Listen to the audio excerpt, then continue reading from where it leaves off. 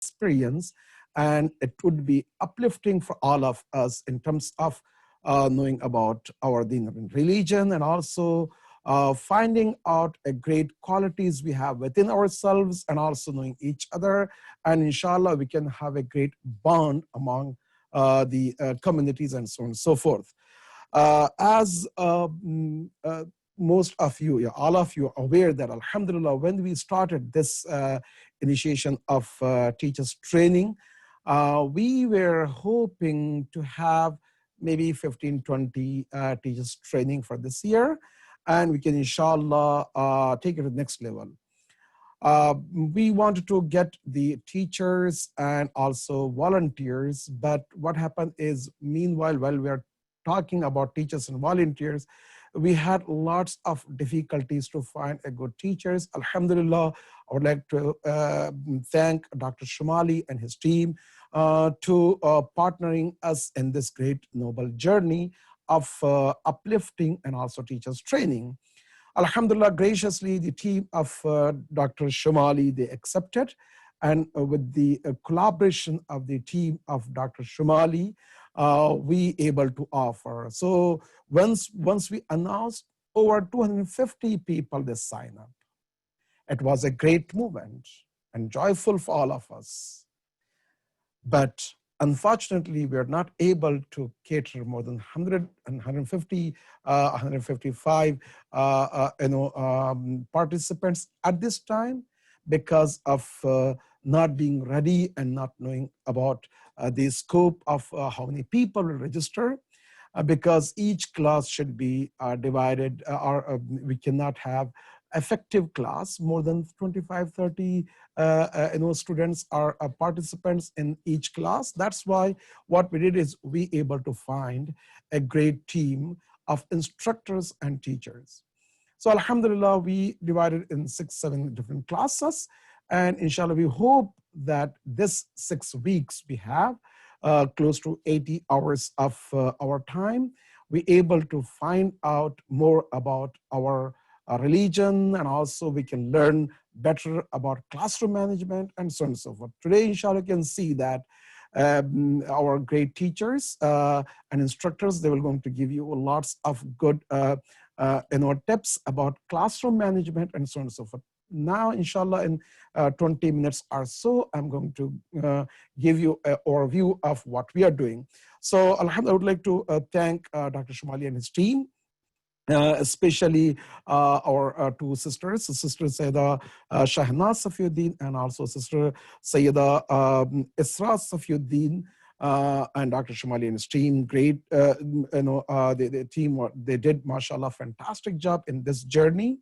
And also I'd like to thank all the instructor, including Hujjatul Islam Sayyid Muhammad Raza Muhaddith, Sheikh Hussain Duagu, Sheikh Khuddami, Hussain Khuddami, Sheikh Rasul Naqviyan, Sheikh Hussain Latifi, and Sheikh Muhammad Pak Deen. These are the instructors we have from the Risalat International Institute, and also from Al-Kisa team. MashaAllah, we have a great talent here, alhamdulillah.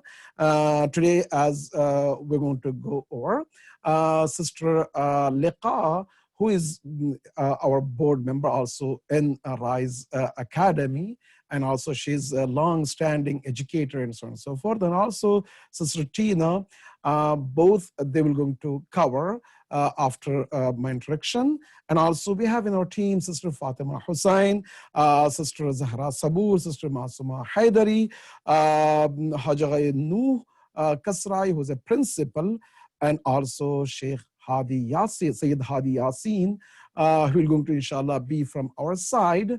I would like to special thank to Sister Laila Khan, and the great help and support and mentorship of our sister Sabika Methani, the one who was from the beginning, and she did fantastic job. May Allah subhanahu wa ta'ala bless all of us. So I'm so excited and happy to see all of you as a teachers, educators, those who wants to shape the future of our generations and future of our education field. May Allah subhanahu wa ta'ala bless all of us and give us strength and tawfiq, especially in this era and age.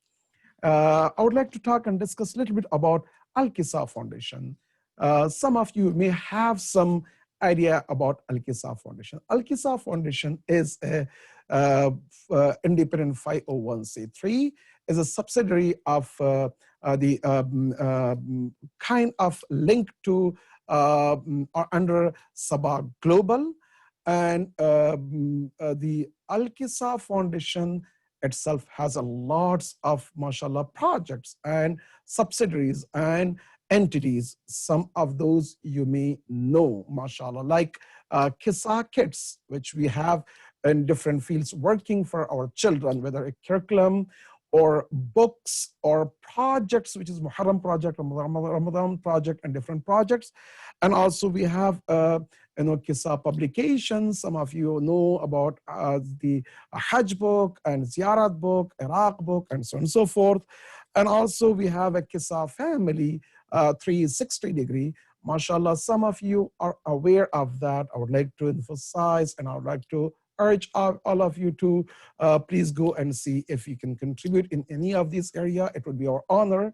And also we have, we launched just Rise Online, alhamdulillah. That is also one of the great cause for our students and those family members who are looking for one of the options they can have for their own children for full-time school. And also Salam Online. Salam Online, this is where all of you are here. And when we started Salam Online, we had lots of plannings, mashallah, from a couple of years, especially last year. We started to have a strong foundational infrastructure for Sunday schools, so we can help and assist, and together we can have a great journey in order to nurture and upbring our children from holistic approach. Alhamdulillah, the lots of principals, lots of teachers, and lots of great scholars and managements, and our the board members, and so on and so forth.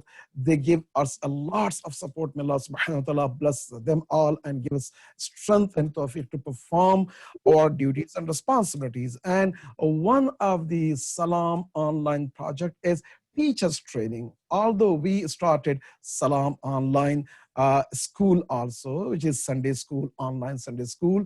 This is geared towards those who don't have the access to Sunday schools in their region, in their area, but alhamdulillah. And also we're partnering with APSA, which is Ahlul Bayt student networking system in the universities, alhamdulillah. And also we are working with Second Chance for the prisons, and also for the converts, and so on and so forth. So more than, mashallah, what I can talk and discuss in this few minutes. So the main mission of Al-Kisa Foundation, brothers and sisters, is basically we want to focus on development, the infrastructure of the education system. Basically, our mission is aim to develop educational infrastructure that shapes and nurture the minds and souls of the future generations,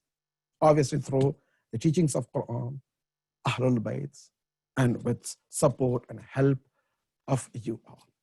Our vision is, we know that each and every single member of Ahlul Bayt's community, especially our children, that deserve to have access to good education and knowledge area. When we find out that based on today's circumstances, we need to focus a little bit more about trainings.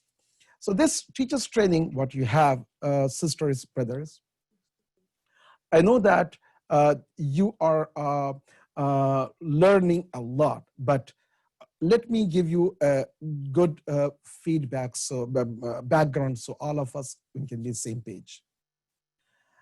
When this pandemic situation happened, although we wanted to have Salam Online launched next year, but because of this pandemic situation, majority of the schools, Sunday schools, weekend schools, any educational institution, those working, volunteer base, they suffered a lot. Not having a good LMS system, online resources, online curriculum, teacher support, technology support, because none of us were ready to go to online teachings. Pandemic situation happened, all of us, we face a new challenge. Alhamdulillah, full-time schools, or lots of Islamic full-time schools, including Rise Academy and others, Alhamdulillah, I know that City of Knowledge and so on and so forth, they were prepared for this situation, and also they had some resources. But Sunday schools, as all of you know, is either volunteers or they don't have that much of resources. In the absence of having lots of resources, full-time personnel, those working and so on and so forth, it was a big challenge. And we knew that since we are living in this time and era, it's our duty and responsibility is to do something. That's where we came up with this teachers training. The main purpose of this teachers training is, one, obviously self-building and spiritual growth. I remember that when I was visiting in 2004 in one of these schools or one of these centers, one of the long-standing teacher came and he told me, it was in New Jersey. He said, Maulana, I understand that we are teaching in Sunday schools, but I myself, I feel that I need to have some trainings in like elementary school or middle school or high school or other institutions. Teachers, they have a teachers training. That's ongoing self-building and self-growth for them. What about us? Alhamdulillah, I know that some of the Sunday schools and some of the principals and ulama, they started having a great training for the teachers. And I would like to thank some of the institutions, even in America or Europe or elsewhere, they started this noble cause. I know that some of you have access to online classes. Alhamdulillah, all of that is great.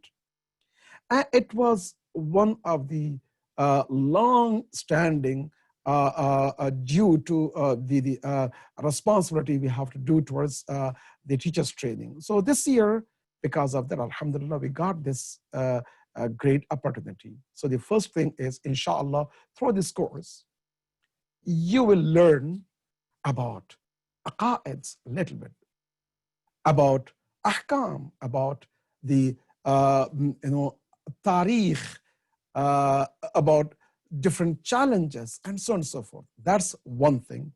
And also spiritual growth. It should be a good excuse. You learn about tarikh, history, whether history of the prophets or imams, and so on and so forth. It will give you a better understanding, so you can go, you can research. You can learn more.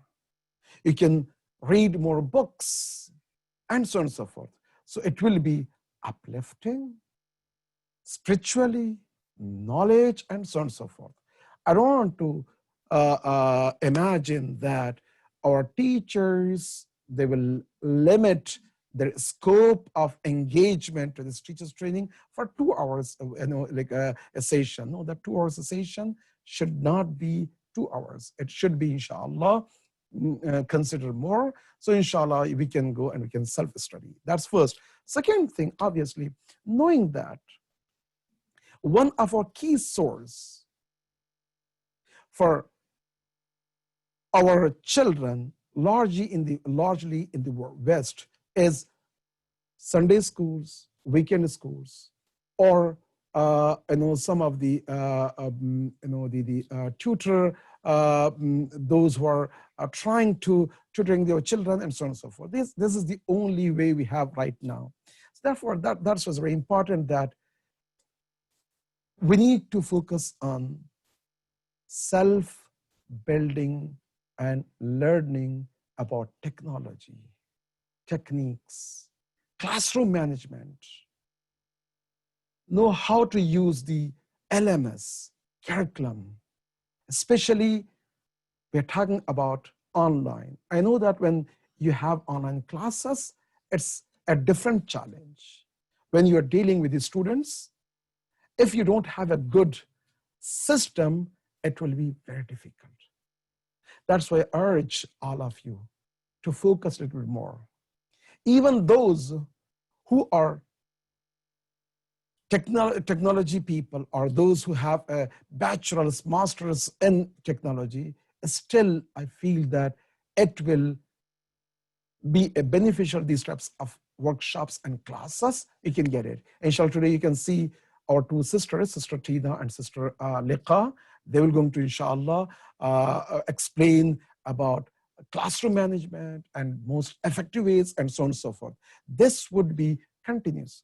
And the third one is, inshallah, we want to create a global educational partnership networking system. I know that, for example, some of you are teacher, a principal, or educator, or volunteers. What are the capacity you are serving in East Coast, Midwest, West Coast, and also some of you are in Europe, or Africa, or Australia, or India, or Pakistan, or Singapore, or different places. So we have from across the globe.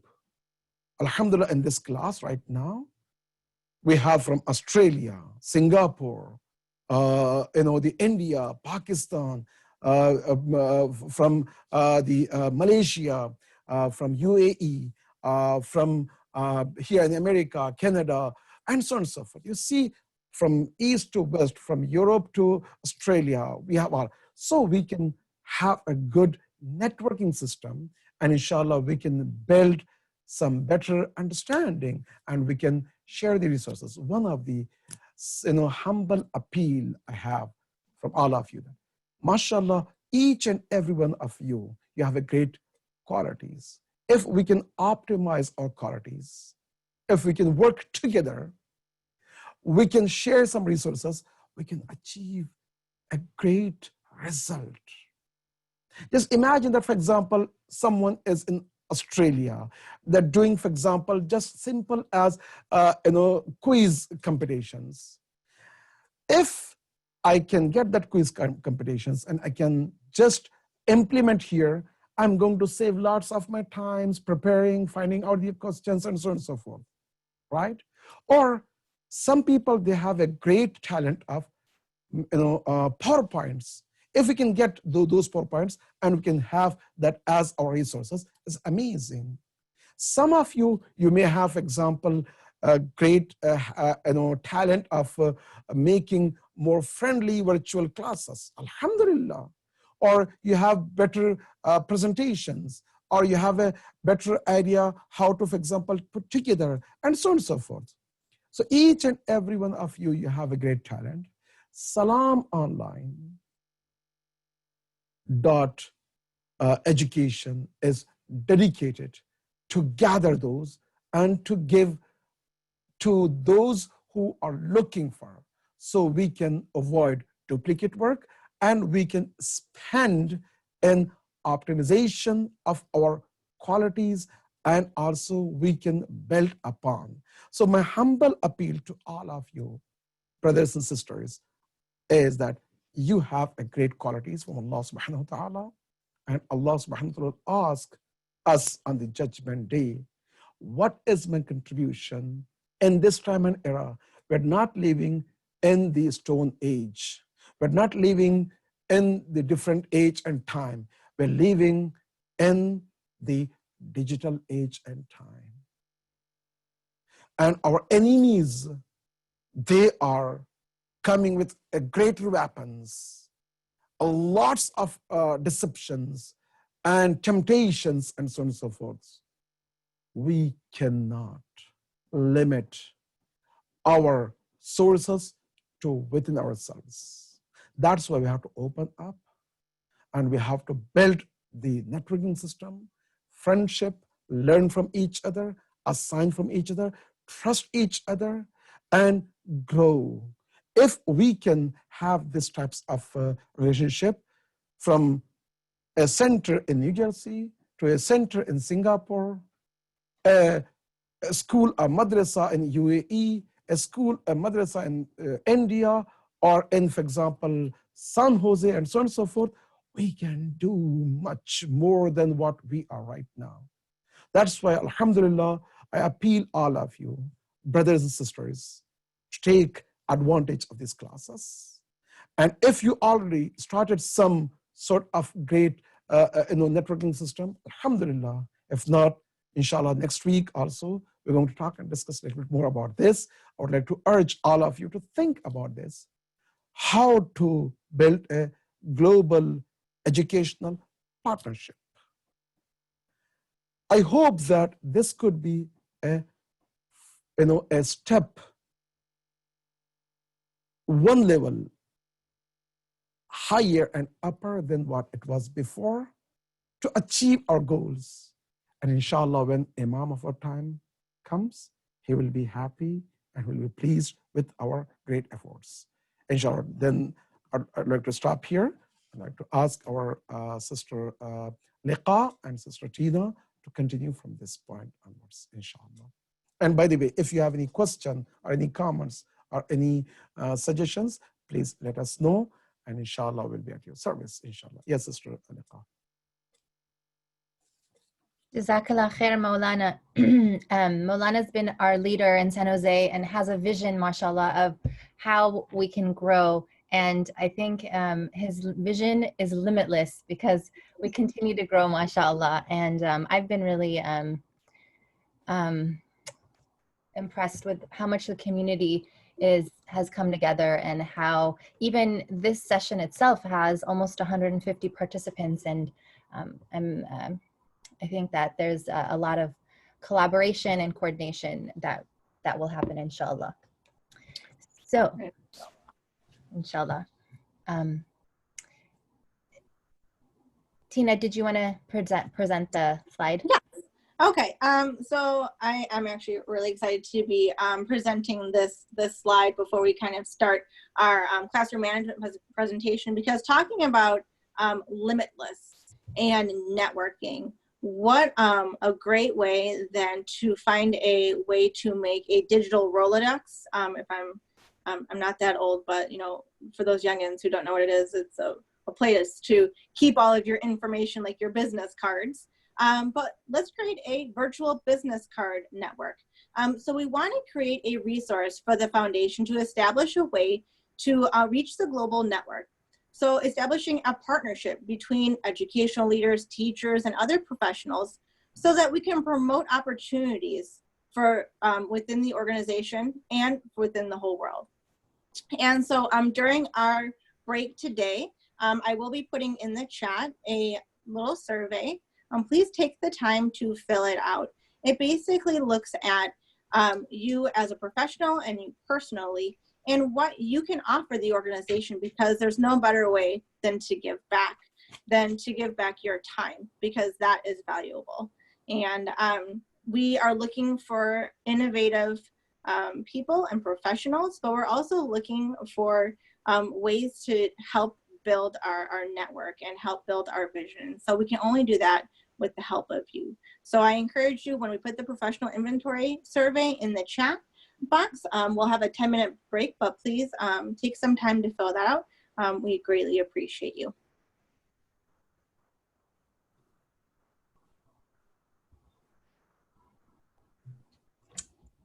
All right, so we're gonna go ahead and get started.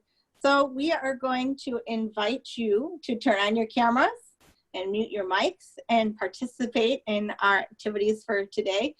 As an educator, there's no greater joy than seeing everybody's faces. And so please join us with your cameras on and your smiling faces as we go through our agenda and presentation today. There's Hey, the everybody! there's I the see beautiful some people. faces we were waiting for. MashaAllah. Yes, thank you for coming with us. Look at all of those cameras popping up. That makes me so excited. Yes. Assalamu alaikum. Walaikum assalam, everybody. Assalamu alaikum. Assalamu alaikum. Assalamu alaikum, everybody. Oh, even the little guys have joined us. Future teacher, inshallah, future teachers. Assalamu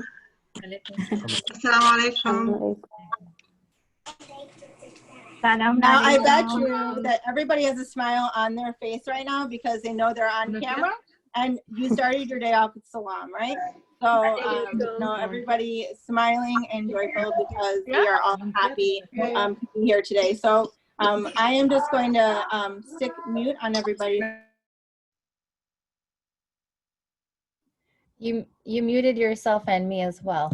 That was talent. I muted myself. I'm on 2 computers right now, so all right. Flag me. All right, so let's go ahead and talk about today's session. Inshallah, we are just for logistics. We're planning on taking a break in about 40 minutes so that you can take care of anything that you need to take care of. And I know some of you in the East Coast or different parts of the world might need to do salat maghrib. Salat maghrib, I think, is around that time, or whatever you need to do. So we'll take a break, inshallah, in about 40 minutes. So today we're tasked with a pretty significant topic, and we're going to do our best to get through our content. And just depending on time, we don't want to rush because there is a lot of content that we're going to go over, and we always recommend taking notes. It helps me focus. It also helps me process. I take notes even, when Tina's going to be speaking, just to help myself process. Even when Maulana was speaking, I was taking notes, just thoughts and ideas. So I do recommend that if that helps you. This will also be recorded, this session, and that will be made available if you wanted to review any of the sections. And we will also make the presentation available. Tina will find a way to email it out because she's part of the network, and she's going to be our Rise Online on our team of Rise Online, and she's also in the course with the rest of you guys. I learned about it too late. I would have been interested in signing up as well. So in any case, just to go over our 5 tips that we're going to try to cover today. 5 habits of virtual teaching. Number one, it's supporting the whole child. Second of all, it's really pulling in your parents as partners. And then third of all, it's management, classroom management, which is always very, very essential. And then tip 4 we're going to go over is engagement. How do you maintain engagement throughout the class? And then tip 5 is just Zoom, and how do you navigate it, and how do you use it, and how do you become really comfortable with it, so that you can keep all the other pieces that you need to do in order. So that will be what we try to cover today. And Tina's going to go over some norms. So while we are here today, and I always like to prompt my students with what's going on for the day. But in addition, what is expected of you as a learner? Because in order for us educators to be prepared and ready and able to teach, we expect things from each other, right? So as an educator, you're expecting to walk away today with some knowledge, and I hope to be able to walk away with some feedback. We hope to walk away with some feedback from all of you. So being present. So, I see a lot of you all sitting down and what would probably be in front of your laptop, which is excellent. So I know that you're all here with me because I can see you all on our Zoom class. So you have achieved our first classroom norm. So be respectful. We'll have an opportunity to have a breakout room today, inshallah, and you'll be able to talk with some of the people that are in the class. And so just being respectful and being kind. And these are things that I can tell kindergartners and tell adults, and we all know kind of what we're talking about. So just some norms for today. On the board is a do now activity. So as an educator, I always like to start off with some kind of activity for the day.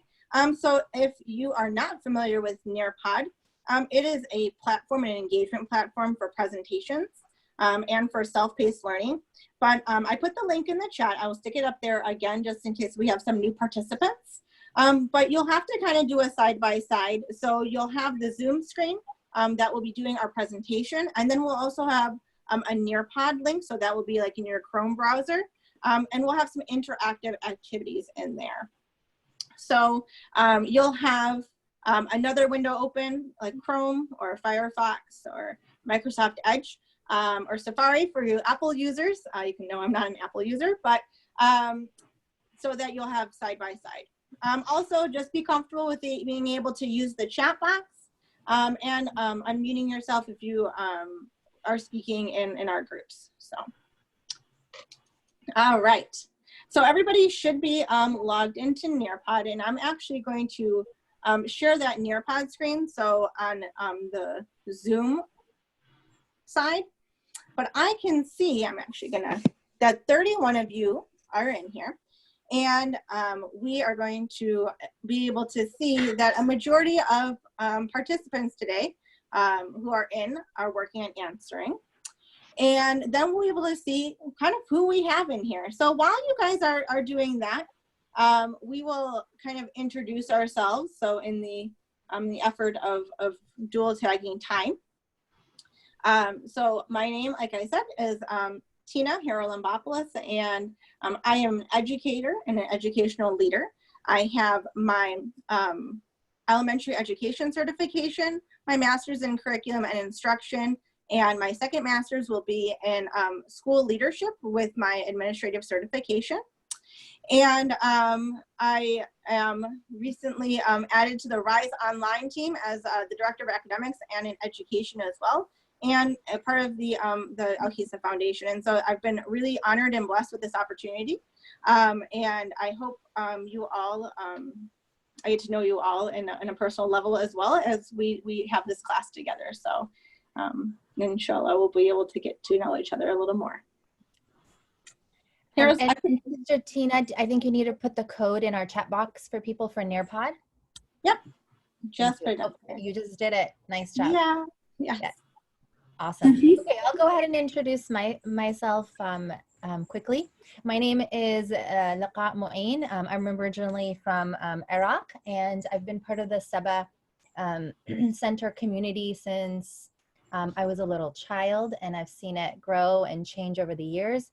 I also became involved in Saba Academy, which is now Rise Academy, and seen that from its beginning, from when it was just a floor plan to now it's growing so much, mashallah. My daughter just finished 9th grade at Rise Academy.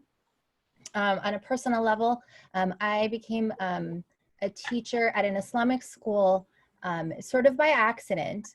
And I ended up loving it so much that I went and got my teaching credential and spent 20 years in the classroom teaching mostly middle school, but also from 4th and 5th grade and up to a little bit of high school as well. And then this last year, I was an administrator. I was a vice principal at the Milpitas Unified School District. And in the past, I've also worked for California Virtual Academies as a high school chemistry teacher. And that's come in really handy this year when we've moved into the virtual platform. So that is in a nutshell me. Now we'd love to learn more about you all and where you come from and some of your backgrounds. Unfortunately, since we have so many of you, we're gonna have to do it through a survey format. So Sister Tina is gonna show us the. Yes, I'm actually really excited because we have almost everybody participating in here. And I did not realize that there is a 100-person cap on this. So unfortunately, we are going to have to make do, but I will share it in the chat up here or in the Zoom screen. So for those who can't get into Nearpod because we've hit our capacity, I did not realize that it did not allow us to, but we're able to see that almost 40% of our population are Sunday school teachers. So shout out to the Sunday school teachers. We have Islamic school teachers, classroom teachers, Islamic study teachers, Quran teachers. So we do have a good background of people in here with today. Yes, I'm sorry, I'm looking at the chat right now. We will kind of work with this. So since Nearpod isn't necessarily cooperative for over 100 people, so we do have a couple activities planned in Nearpod. So hopefully, inshallah, everybody will either get to watch or see in the Zoom screen, because I will share it with everybody. Yeah, So I cannot get apologize. through. That is such a bummer. I am so sorry. I cannot get through.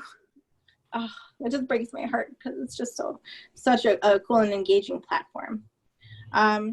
Okay, so let's go ahead and let's get started. So everybody kind of saw this this screen before.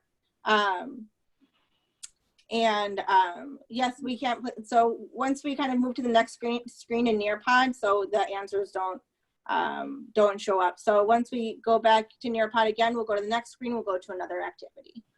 So for everybody that is having difficulty right now, as I move through the presentation, I actually can click the screens in Nearpod, and so once I click out of it, then it kind of puts it on hold.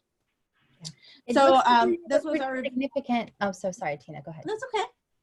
I was just going to say, it looks like we have a significant Sunday school group out there. And I have to say, the hardest year I ever had was when I worked full time and I taught Sunday school. So mashallah for you guys giving up your weekends. I was only able to do it 1 year. So yeah, so we already went over today's agenda and our classroom norms, and we will kind of keep track of what's going on in the chat. And if we do miss something, please feel free to pop it on in there. But I'm also going to put up here a Q&A so you can ask a question. If you have something that's specifically about classroom management and what we're presenting today, what we'll kind of do is we'll kind of take notes. If we can't get to the questions at the end, we'll be able to kind of respond back to you. So if you have any specific questions on what you see today and you want feedback on it, please feel free to pop a question in the slides app. All right. Okay, well, I'm going to turn this over and we are going to get started. Bismillah ar-Rahman ar-Rahim. The first section that we're going to talk about, the first habit of teaching virtually, and actually just teaching period, is building connections, not links. And we're going to start with a mindfulness practice activity. So I'm going to ask you guys to just settle into your chair and take a minute to focus on how you're feeling. You're all coming in from a different place, from different situations, and I want you just to take a minute and check in with yourself. And if closing your eyes is helpful for you to go ahead, I invite you to do that. And thinking about where your brain is, where your mind is right now, focusing on that. Is it all over the place thinking about all the tasks that you need to do? Is it relaxed? Is it shut down because maybe you had a really emotional morning or afternoon? And just checking in with yourself for just a minute.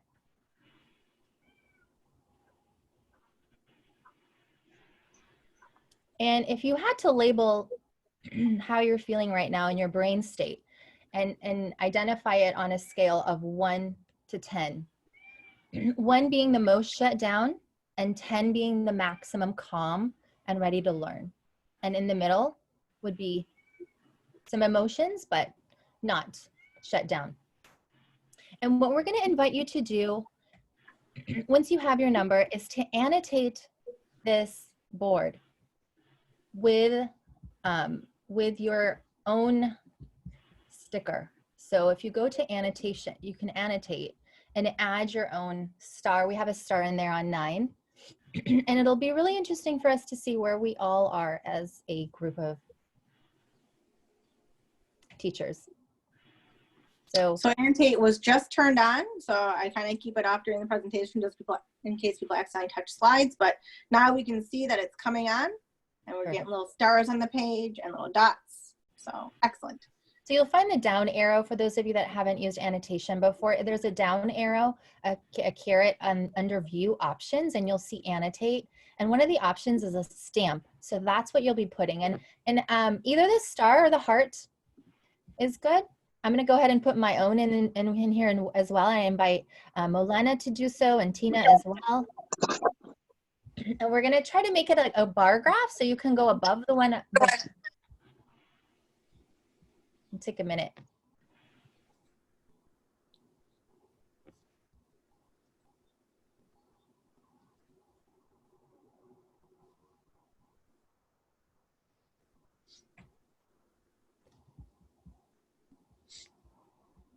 This is so fun to watch. Yeah. And what I'm noticing is I'm noticing a lot of people in 7, 8, 9 region. And that was really helpful for me as a teacher to know, because I know that you are in a good place for receiving some information and retaining some of the information we're going to share with you. But I do also notice that there's at least a couple of people who are 5 or below. And, and I also want to acknowledge that that could shift, and that if you're not in a place to necessarily receive the information that we're giving you now, that you can take care of yourself, take a break, go take a walk and come back, and don't feel that's offensive to me or to Tina presenting, because we know that we all are coming from different places and we all have different experiences throughout the day. And as the case with our own students. And I know some of you guys were asking about the annotate, so I'm going to see if I can put this up here. If you could, I don't know if you'll be able to see that. Yeah. So this is your bar, and then underneath more, then you'll be able to annotate. You have a pencil here that will tell you to annotate. And if you're on different platforms, it's especially cell phones and iPads. So iPads, there's like a little pencil in the lower left-hand corner, and then with phones, I'm not quite sure. Those phones are always the most challenging to kind of use Zoom on when you're doing like activities like this. So we encourage you all to be on a laptop or iPad device because that makes it best. So, yeah. All right. Well, I'm actually going to save this slide. So there's actually in the Zoom meeting controls, I just want to show you guys. So if you use Zoom, you can go to save, and then you can save your screen and show it in your folder so that you can share it out with your students later. So it's just really fun to do. But we're going to go ahead, and I have to clear the screen. So just save it one more time, and I have to clear the screen and all of your drawings. But thank you so much for participating in this this activity. So in terms of with your own students, think about how you can do a check-in just like I just did with you guys. And what we're going to do today is we're going to try to model all the effective strategies that we would like you to utilize with students. We're going to try to model as many of them as possible. And the check-in is a really powerful way to have students slow down and to check in with them and to find out where they are. Now, I would recommend this in a face-to-face environment as well as an environment with your students. Virtually. Sorry, I got thrown off. Virtually as well. This is not updated, Tina, this one. I wonder why that is. That is interesting. Maybe because you presented before I made the updates. Can you do a quick exit and read? Yeah, let me just pause the share real quick. Just give me a second. Yeah. So doing a check-in with students, it achieves 2 things. One, it achieves your awareness of where they're coming in, so that if you see a student, Mustafa or Mariam, who is at a 1 or a 2 or a 3, then maybe you won't get as upset at them if they haven't completed their homework or if they seem distracted. And also it gives the student a chance to go inward and actually check in with themselves. So it does two things. So keeping the whole child in mind is really the basis of all we're going to talk about today and all good teaching. It's the foundation, because we know that our children are not just minds with academic goals. We know they have emotions. They have spirituality. They have religious lives. And that leads to some of their identity development as Muslims living in a non-Muslim country. That's all part of who they are. And meanwhile, they're also social beings. So they're socially interacting and developing constantly. And school is such a big part of that. And being aware of the virtual environment, the limitations on virtual environment and socializing is really important for us to understand as well, so that we can enable as much social growth as possible from a distance. And then of course there's cognitive development. Some of that cognitive development is counterproductive to their academic development. And some of it is creating boundaries or barriers for them through anxiety or depression or through some traumas that they may have faced. And so understanding how that plays into their learning and their growth is really important as well. And then physical health is also important, and it's not just for the PE teachers. And in a virtual environment, we don't have the same PE programs that we had before. So thinking about that as well. And then finally, what we're used to focusing on as teachers is academics. Now, over the years, I've worked with many teachers who thought that that was the only part of the child that they should focus on, because that's the only part of the child that they went to school for. But at the end of the day, that's a very narrow definition of education. And one advantage that we have is that as Islamic, teaching our students in an Islamic environment and with an Islamic context, we automatically know that our children are more than just their academics, because we understand that they have spirituality and they have a spiritual life and a religious life as well that is equally important. So we have an advantage in that we can address more of the whole child. So what we want to talk about in this first section is how can we move from narrowly defined academic goals to long-term development and success of our children. More holistic approach. So educating the whole child is addressing these 5 points. This is from CASEL, the Collaborative for Social and Emotional Learning, and I highly recommend their website. There's a wealth of resources on videos, and they put out this graphic of 5 parts of social and emotional learning. So there's the inward awareness, so self-awareness and self-management. That's the child being able to manage and understand themselves. That's the orange section. And then there's the social awareness. It's external awareness and external understanding, and that's social awareness and social interactions and interacting with other people, as well as building relationships and healthy relationships. So that's the green sections. And then the final piece is the yellow section. It's responsible decision making. And so we are in a place where we can really address the whole child and at the end of the day, not say, why didn't Miriam or Mustafa do their homework, but what parts of them not doing their homework did they maybe not, what skills did they not possess that led them to do their homework? And then that's when you can approach it in a more holistic manner. So I like to start with this quote by James Comer, a child psychiatrist and professor at Yale University. He said, "No significant learning happens without a significant relationship." Now I want to stop here and share with you that when I taught virtual high school about 10 years ago, it was extremely difficult to establish a relationship. I had no possibility of meeting my students. They didn't know who I was. I was a complete stranger to them. And it was very difficult to get them to attend class and to turn in homework, to attend virtual class. And so this was something that was a big hurdle to cross.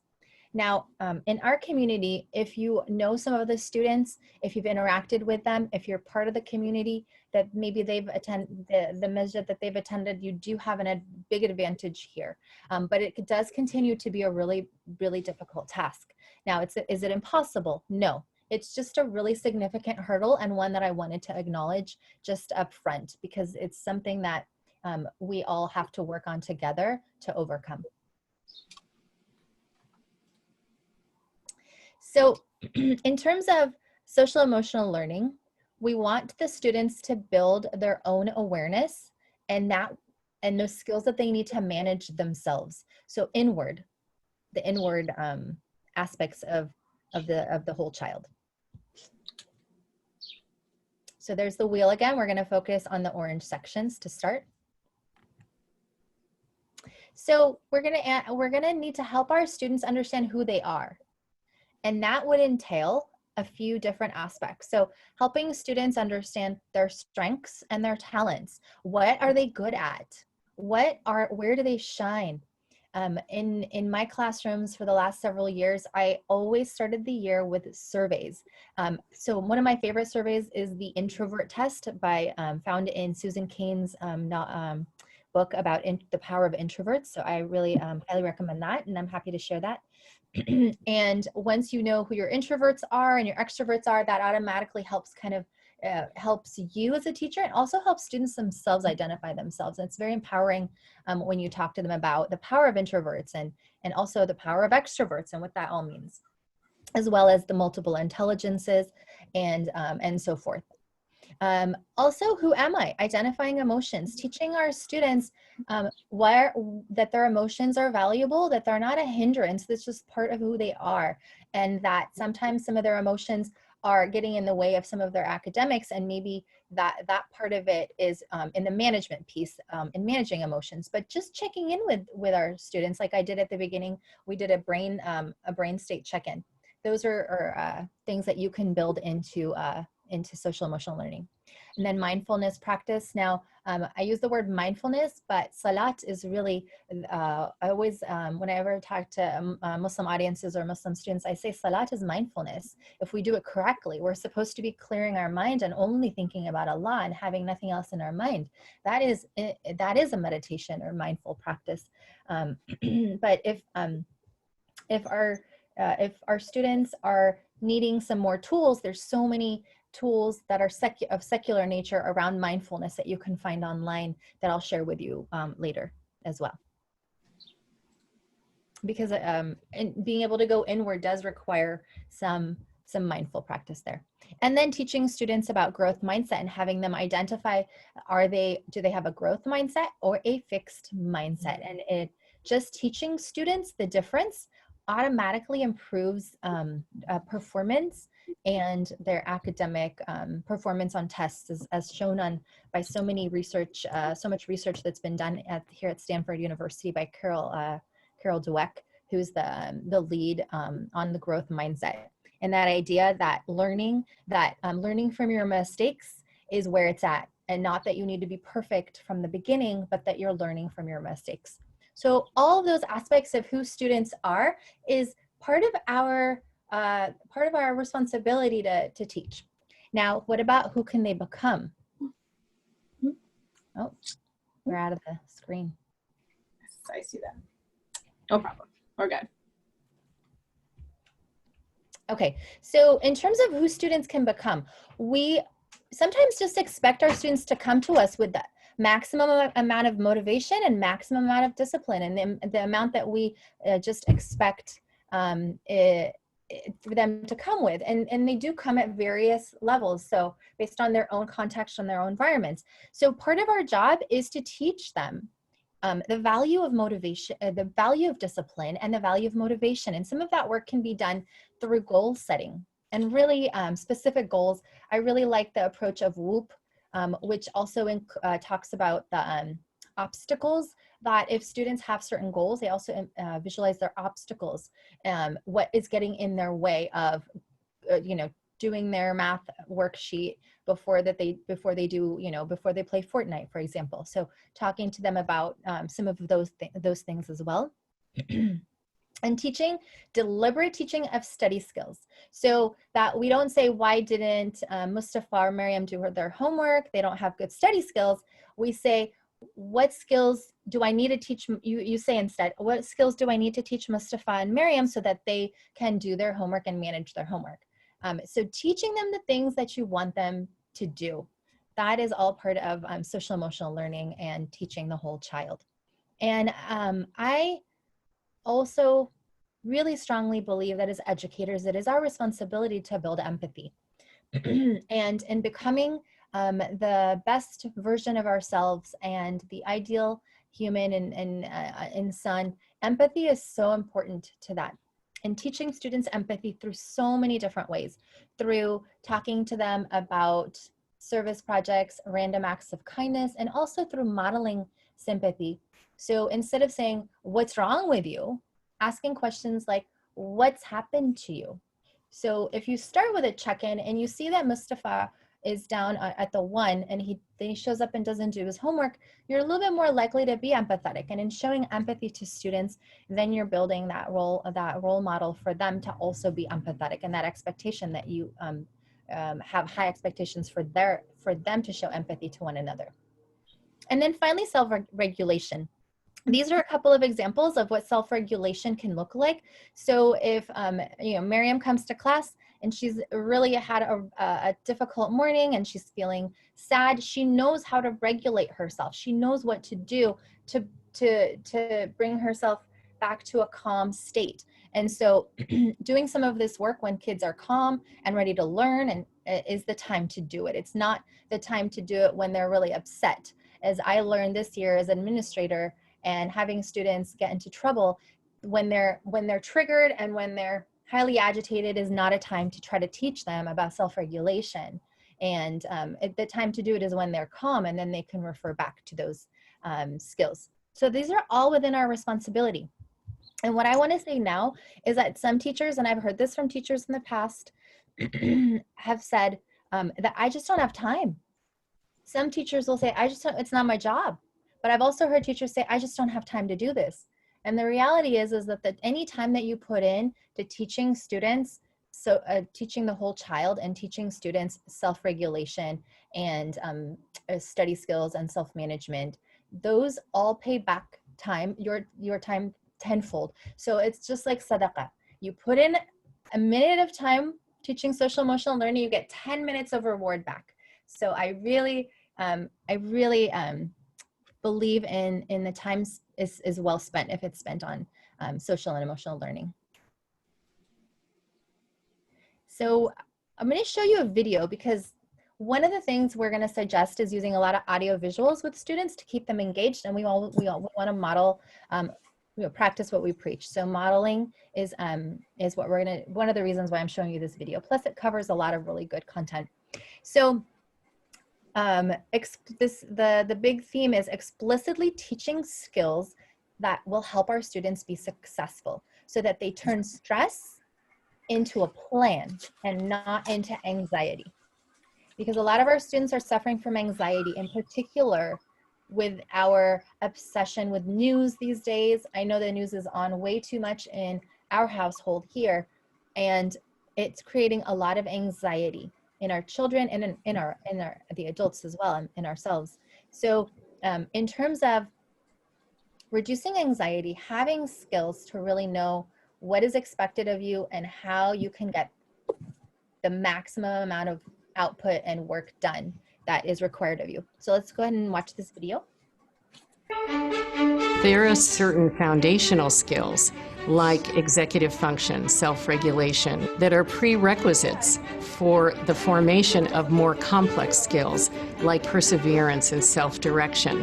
A child can become a productive and engaged learner from any developmental starting point as long as we intentionally build those skills.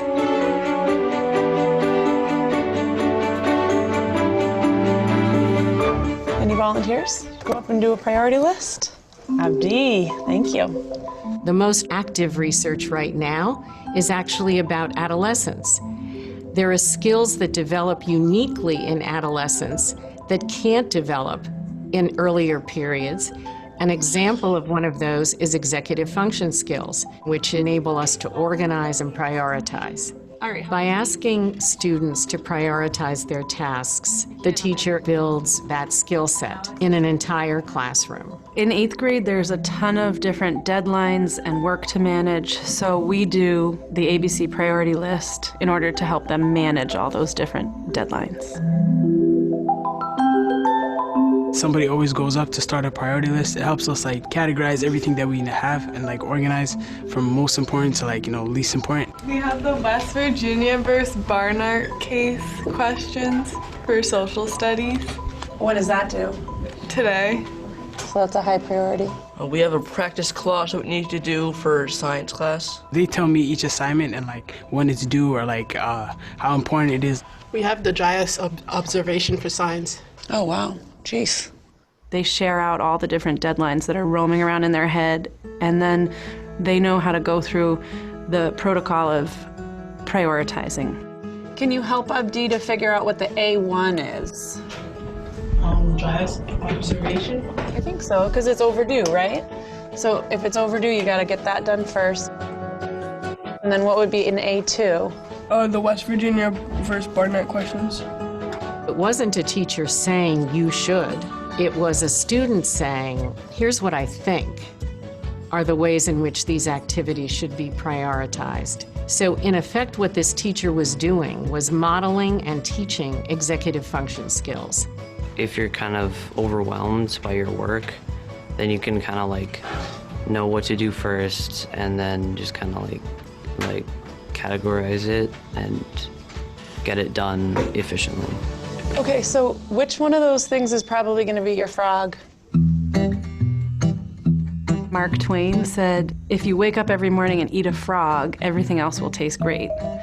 So I taught them to take their frog from the list, which is the thing they want to do the least, and get it out of the way, because everything else will seem easy. A frog is like the most important assignment, like the one I'm really worried about. Dry ice. So, okay, you got to do that. What's your frog? It helps me like realize I need to get this done faster than I need to get this done. So even though this is more fun, I need to get this out of the way before I can do this. So as soon as we're done with that priority list, I notice everyone gets right to work because they have it spelled out very clearly for them. This is the building of executive function skills in kids.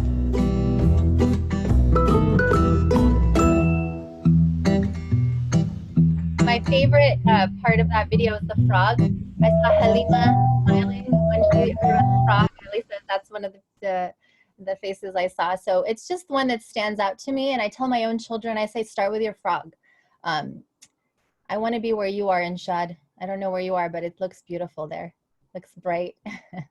All right. So anyway, back to this. So building those skills deliberately is really, really important. So teaching students empowering students to be able to prioritize and make their own lists, and giving students time to do that in your online virtual platform is absolutely possible. So thinking about spending the last 5 minutes of your class, having students putting another student in charge of making a list and annotating a list, and then having the students prioritize, and then they take that list and then they start working on their own. When students have a direction, you'll find that they jump and they start working in that direction, especially if they know when things are due and they've been guided as a group to work on that together. So we shouldn't just expect students to just somehow magically learn all these skills.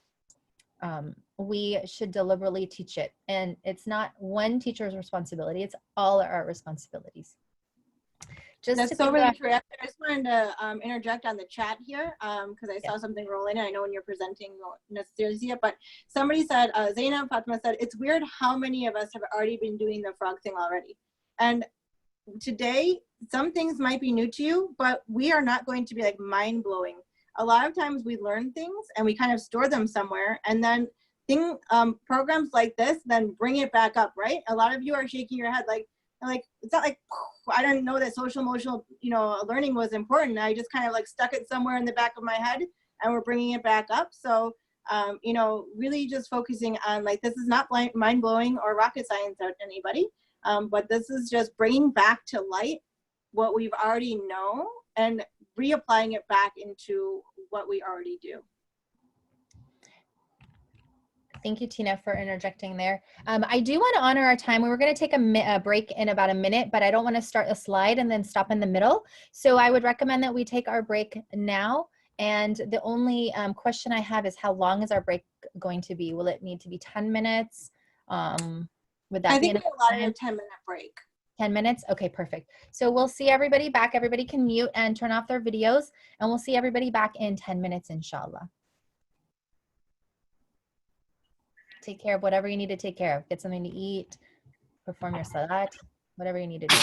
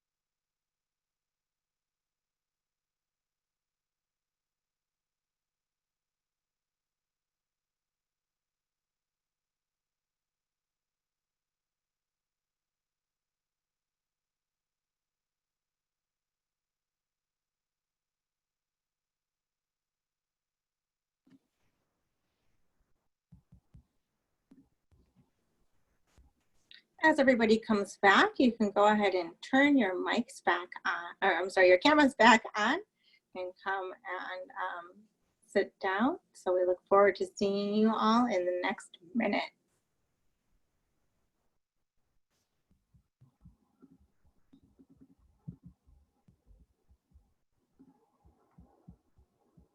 So Sister Tina, did we record the break? Yeah, we record the break, but we can exit. We can cut the break. Yeah. Sorry, Assalamu alaikum. Assalamu alaikum. Welcome back. I'm sorry, I just joined because I had a difficulty, and to be honest, at the beginning I completely forget about this meeting, so I joined later. But I had difficulty with computer. So do we have the recording of this? Yes, Teacher Akram, and I've shared some of this before in the presentations, except I think that, yeah, the TK, we never ended up doing a separate session, like we said. Yeah. But definitely the recording is there, and Maulana spoke at the beginning, and then I spoke, and then Tina also presented some cool features of Nearpod, so definitely the recording will be available. Okay, thank you. I'm sorry for that. No, don't worry, we're glad to have you. I'm glad to be here. Okay, so I think we should get started in the interest of time. So talking about building social awareness and relationships. This kind of goes back to the title of this section, which is the healthy, the effective habit of a teacher, virtual or face-to-face, is building connections, and not just brain connections. Those happen as well. In fact, the neuroscience link it tells us that connections that you form with other people enable connections in your brain to form as well. So subhanAllah, it's a really interesting aspect to our minds and how we work and how we grow. So let's take a look at this section. Go ahead, Tina. So we're gonna look at social awareness, building social interactions among our students, as well as relationship skills. So there's teacher to student, and then there's student to student. So connecting to your students, it is so essential. So go ahead and bring all those up. You can bring all of them up at once, Tina, and I'll just go through them slowly. Maybe not that section yet, just the teacher to student. So teacher to student. This goes back to the quote about if there's no significant learning that can happen without significant connections. And when you think back to your own teachers that had impact on you, you'll remember the relationship that you have, and that was the conduit to learning, because that connection, that physical connection, that emotional connection, led to your mind connecting the ideas that teacher imparted upon you.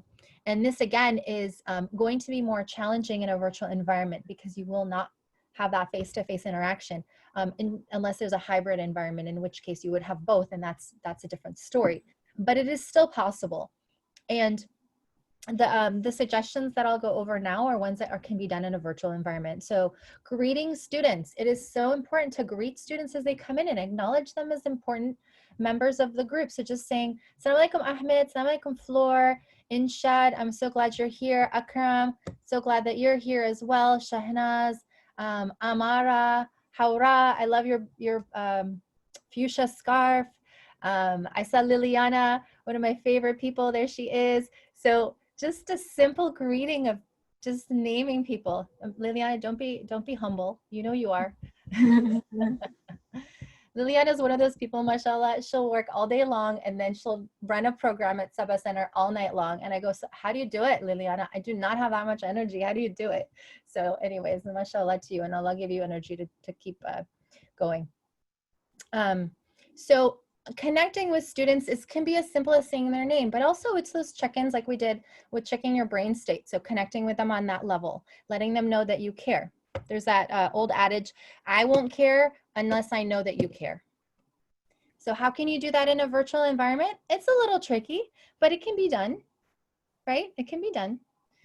Learning about them, having students share about themselves. So one of the first things that I would recommend you do is get to know you activities. Give them a blank piece of paper and have them draw their interests. a little, a 5-year-old can do that. They can draw some pictures of things that they're interested in. And, if they're older, they can label it with words. If they're even older, they can, write sentences if they want. But I would just start with pictures and then projecting 1 or 2 or 3 at the start of each class and learning about that student. So really highlighting a student in a virtual environment, you can do that. Thinking about all your get to know you activities, how can you adapt them to the virtual environment? Maybe having a student present, 2 or 3 students present at the beginning of each class, several things about themselves and 1 false statement. So 3, it's called 2 truths and a lie. I've heard it called different things, and they can present that at the beginning of class. And then just really having fun with the students. One of my favorite, or I would have to say my favorite teacher from high school, and I'll refer to him again, Mr. Vozovic, had hosted a Friday breakfast. It was just fun to have breakfast together. It was nothing academic, but it created that bond, that connection, that relationship that motivated me to do really well and work really hard for him in his class, his English literature class for high school. And then again, I'm modeling empathy again. When you talk to students, you don't say, what's wrong with you, but what happened to you? And that's that simple shift in how you speak to students models empathy for them and also builds trust and builds connection in that relationship. So the next aspect to this is understanding that our students need to connect to one another.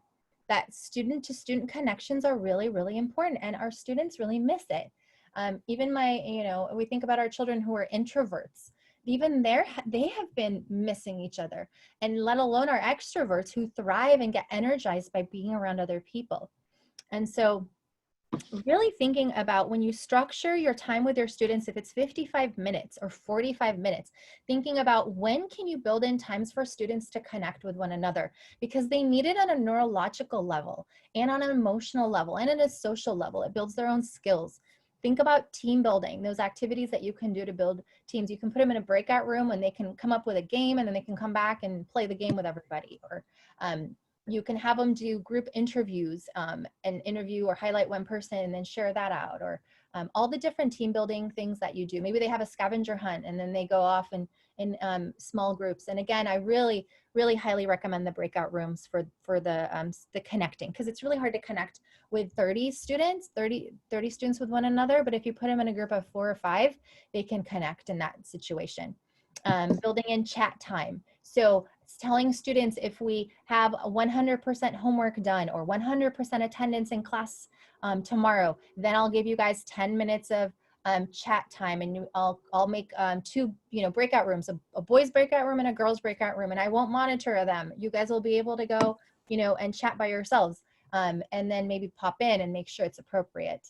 But it would just be like at school, if they went off at a recess, you're not monitoring them all the time, right? They're being watched from far away, but there's not a direct supervision. So trusting that our students need that social time. Class meetings, thinking about if there are issues that you're having in the virtual space, bringing those issues to the bigger group and having the students collectively work on solutions. And then group work. I can't tell you how powerful group work is in navigating social dynamics. Who's going to be the leader? Who's not going to pull their weight? How do you cooperate? What do you do when you have different ideas? All the skills that we know that we need in life to work on teams, our students need to start building those. And even if they're virtual, they need to work on building them, maybe even more so. So that is really important to start. So when you're structuring your days, structuring your time with the students, where can you build in that social interaction? Where can you build in that relational connection with students? Go ahead. One of the books I recommend is this book by Bruce Perry, Born for Love, and he does work around trauma, and especially the early ages, and he has made remarkable conclusions through his research about the importance of 0 to 3, the ages 0 to 3, and that there's development that happens in those years that can never be made up if children don't have proper connections with a loving, caring adult. And he says, what works best is anything that increases the quality and number of relationships in a child's life. People, not programs, change people. And those people, I'm looking at them right now. That's you guys. That's your power right there. I see that. Sana, your daughter is adorable. I want to squeeze her cheeks.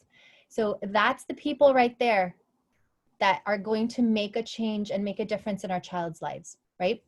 And so that's really important. I also want to say check-ins with students. I think I forgot to mention that. So after class, you can always ask 3 students to stay back, 3, 1, 3, 5, you decide on the number. And that through the week or through 2 weeks, you see every child. And that means that you have that time to connect with those small group. And you would just say, no one's in trouble. We're just doing our check-in. We're doing our check-in. You can do it right after class. So I would ask 3 of you to stay after class, and we would just you can have a prompt, a question. You can just say, how are you guys doing? And then just let it be really free form. So, all right. And finally, the last piece of the Castle social emotional learning wheel. Go ahead, Tina. Looking for some arrows. Is the responsible decision making. So the students, at some point, you've taught them the skills to be good students. We've taught them how to regulate their emotions. We've taught them all these skills. We've given them opportunities to connect with one another and to connect with you. Now, at some point, they have to make the choices. It's free will, right? This is what we all believe, that we all have free will to make our own choices. And that's why there's so much potential as human beings that we have, as to make choices for ourselves, right? Choosing the right path. What does that mean? How does that look? Well, of course, teaching them the Islamic values and the wisdom of the prophets and the wisdom of the Quran and the stories of the prophets and the Ahlul Bayt and the wisdom that comes out of that, and teaches us what some of the consequences are. That's the foundation. And we're so fortunate to have that, because we're really, it really gives our children an advantage over children who grow up in a purely secular environment where they don't have that foundation. They kind of start from zero in terms of some guidance towards decision making. So incorporating Islam, but also really deliberately teaching them the process. First of all, having students identify some problems that they might be facing.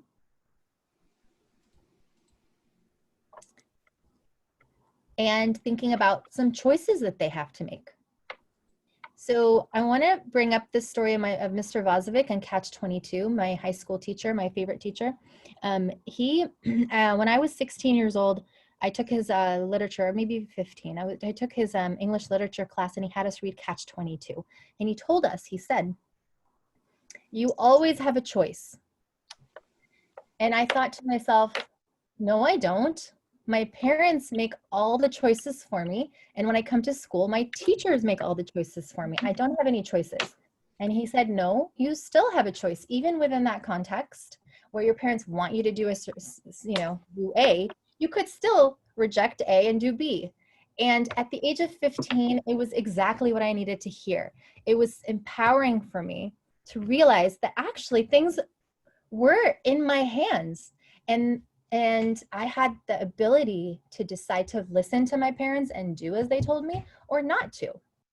And then life, then our children can actually have that free will and exercise free will, and the choice becomes empowering, right? And long lasting. Because imagine if our children have no choices or feel like they have no choices until they're 22 and they're out of college. And at that point, they're developmentally going to be much delayed based on their environment. The peers that they're around are going to have had exercise choice for longer than that. So we want to give our students the option of options. And so identifying problems, analyzing choices. Okay, Mustafa, you decided not to do your homework. Let's analyze some of the consequences to that. Or let's examine some of the natural consequences. You didn't do your homework, so now, yes, you're going to get a 0 on this, and then on the next homework assignment, you're not going to have the foundation for what you're going to need to do the next one, and then you're less likely to do it. And you also are going to lose out on that, 10 minutes of chat time with your peers, because you're going to have to sit in the main, room the Zoom room, and we're gonna have to go over the homework, and you're gonna miss that breakout chat time with your friends. So these are just natural consequences, and Mustafa, it all is based on your own choice. So when it becomes students' own choice, they have to take what? It's the R word. Yep. Responsibility. Responsibility. Responsibility. I love hearing your voices, because then I feel that I'm not alone in this Zoom world. So thank you for sharing. So when we've given them the options and given them the choices, and then they take responsibility. They have no choice but to do that, right? And then if they've done harm, they've done harm to themselves, if they've done harm to others, we give them an opportunity to repair the harm. This is the concept of restorative justice. If they've harmed somebody else, especially if it's substantial, if it's significant harm, we want to go through a process of restorative justice, and that's a whole workshop in itself. But in a small sense, if Mustafa doesn't do his homework or Maryam doesn't do her homework, the harm has been done. She has a 0 on her assignment. Do we give her a 0 and say, that's it? Maryam, you obviously are not going to make any good choices in your life. I'm done with you. No, we don't want to do that. What we do instead is, Maryam, you know, you're going to have a chance to repair this mistake. How about you, if you do the next homework assignment, then I'm going to go ahead and accept this one as well. Late, you'll get 2 points off or 3 points off. So it'll be at 80% or 70%, but at least I'll let you go back and do it as long as you do the next one and turn it in on time. So you're creating an opportunity for children to repair their mistakes. So those are all really important aspects of instilling responsible decision making. And with that, I'd like us to take a 1-minute meditation mindfulness break. And one of the reasons I want to do this with you is because I really highly recommend Headspace for quick 1-minute experience, videos for students to do mindfulness with. And you can do this in the middle of class like I'm doing now. You could do it at the start of class before you do a check-in. So let's go ahead and settle into our chairs and do the mindfulness. Hi, and welcome to Headspace. So no matter what's going on in your life right now, no matter how many thoughts are racing around your mind, no matter how the body's feeling, just take a moment to sit down and take a big deep breath, breathing in through the nose and out through the mouth. As you breathe in, a sense of taking in fresh air, lungs expanding. As you breathe out, a sense of letting go of any stress in the body, in the mind, just feeling the muscles soften and relax. And close your eyes if you'd like to. One more, breathing deeply in through the nose and out through the mouth. And just take a moment to pause. Allow the thoughts to come and go. And then just gently opening the eyes again.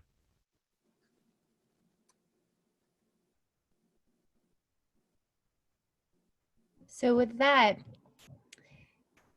who appreciated that, by the way, that minute break? Yeah, I'm seeing some hands go up. I saw about half the eyes close on the videos that are open, at least. I can't see everybody. Everyone did. Alhamdulillah. So what we want to do now is reflect on some practices that you have done with students that build those, that consider the whole child, that build social emotional learning. The thing about everything I've just covered is it's extremely intuitive. We know all of this, but we sometimes forget in the rush of covering content and academics, and in the rush of time, we forget. But I think that one of the gifts of COVID have been to help us slow down and realize the importance of some of these skills that we have neglected as a society and as a people for much too long. So intuitively, we know all of this. And so I'd love to hear from you guys. We're gonna go ahead and go to the next slide, Tina. We're gonna go ahead and have people, did we do a Nearpod? Are we gonna do a Nearpod with that, or are we gonna? Yes, so we're gonna do it with the chat box? Yeah, you know what, we can do it in the Nearpod and in the chat box. So if you go back to Nearpod, if you're able to open Nearpod, you can go ahead. I'm going to share that on the screen so everybody can. Oops. So I'll put the prompt in the chat box in case you want to. Yes. How have you? So just give me a second so we can get to the right spot. Okay. So you will see a collaboration board. And I know that not everybody gets to participate. 100 of you get to participate. So there's still 50 left. And I tried to check to see if I can just add more people to the account, but it's not possible. So this is called a collaboration board. So I'm here. I have it shared on the Zoom screen. So if you have to share your idea in the chat box, you can kind of see what it looks like. But go ahead and on the Zoom screen, go ahead and share your thoughts. How have you incorporated social emotional learning with students in the past? So either in your Nearpod screen or in the chat, just take a minute or two to share. What's great about the Nearpod, if you are able to be in there, you can type in your idea, and as people share theirs, you can see it. Like right now, I've used Kahoot, so I can go in and say, "Ooh, I love that one." I can give it a heart. So go ahead and as you see everybody's paper pop on up there, or post-it pop up there, you can go ahead and kind of stick a heart on those ideas that you really like. In the chat box, I'm seeing Class Dojo. The password for Nearpod, I'm going to put thank you. It's in the chat. So we have some great ideas popping up here.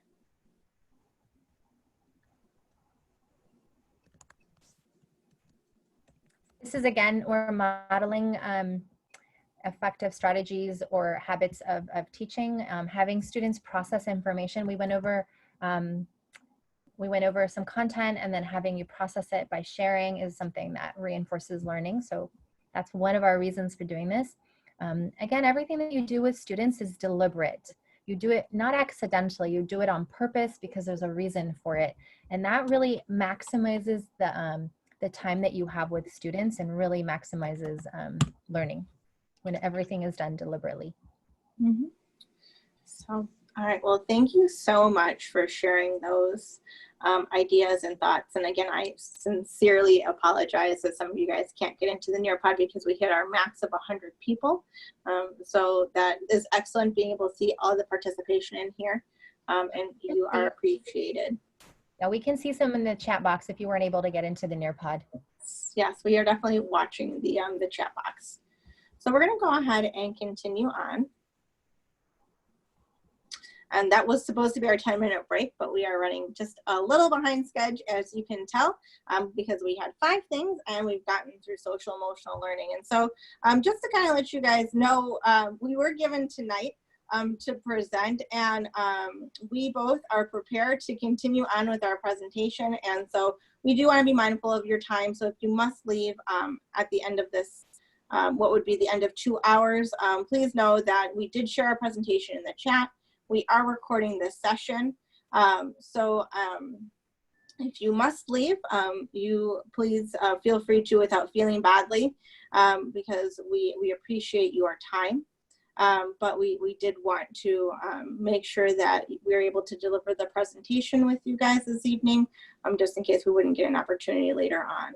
And we are, I am monitoring the questions in the Q&A section for Google Slides as well as the chat. And so we'll have a chance to try and address some of those or add them out later. So parents as partners, and some of your questions have been around student behavior management. And so really we talked about social emotional development first very mindfully, right? We are asking you to consider the whole child through social emotional development, because if we are able to meet a child and meet their emotional needs, I don't know if you've heard of Maslow's hierarchy of needs, but students need to feel safe, need to feel cared about, need to feel loved. And if those foundational needs are not met, then everything else is really not effective. So that's why social emotional learning really was the heart and start of our presentation. So talking about parents as partners. Parents are part of the learning community, and how are we going to collaborate with them? We're going to collaborate through communication, parent engagement, setting expectations, parent hour, which I'll talk about is my personal favorite thing to do, and family activities. So whether you are an educator in a classroom, or an educator in Sunday school, or working with students at any given level, You know, it's going to be so important that you communicate, that you develop that parent partnership. And this is not just a parent partnership of online learning, because as I will reiterate, everything that we're talking about today, it can be effective in an online class, effective in a hybrid class, and effective in a brick and mortar. So all of these things are best practices all around. So feel confident that whatever you take away from today, you can apply it to whatever you do. Communication. I saw a question in the chat asking about how we can collaborate or communicate with our parents if you're a Sunday school teacher. I do see that it's namaz time here in the central time zone. So please, friends in the central time zone, feel free to walk away and come back. As I said, this is recorded and the presentation's in the chat. So please do not feel, you can walk away. Thank you. So communicating with parents. So as a Sunday school teacher, you need to collaborate obviously with the program to see how you can communicate with parents, because there are probably some parameters within your organization. So always check in with your organization first. Say, I'd like to communicate with parents. Here are some ideas that I have, and make sure you kind of get that approval process first. So just kind of being mindful of how you communicate as an organization. But some ideas that I have used is blogs or class websites. I love doing a blog at the end of the week because I put in pictures of my students or online assignments that they submitted. I stick up there and I feature a student. I give shout outs. I put in like a funny question at the end of the blog and I ask students to answer it. So they'll send me like an email back saying, I read the blog and here's the answer to the question. And that's like, I asked like one day, like, what's your favorite cereal? And then I shared what's my favorite cereal in like this little tiny link at the bottom of my blog, and kids love it. So just setting that up. Positive phone calls home. Now I want you to think back to your childhood for a moment. Some of us is a little farther than others. Okay, and if your parent got a phone call and it was your teacher, how did you feel in that moment? Oh my gosh, what I do? I can't remember what I did at school. Why am I in trouble? So let's go ahead and shift that mindset. If a parent calls home, a child should be like, oh my gosh, what is my teacher saying today? What are they proud of? Parent positive phone calls home, or positive emails if you need to. But by building that social emotional learning again, that you're being able to talk with parents in a positive light, when you have a concern or a child that may have just a difficult day, when you call that parent, they know that you've called 2 other times with great things and that this is a real concern. You now have kind of taken your issue kind of to the next level, because they know that you not only care, but you noticed a difference in their child.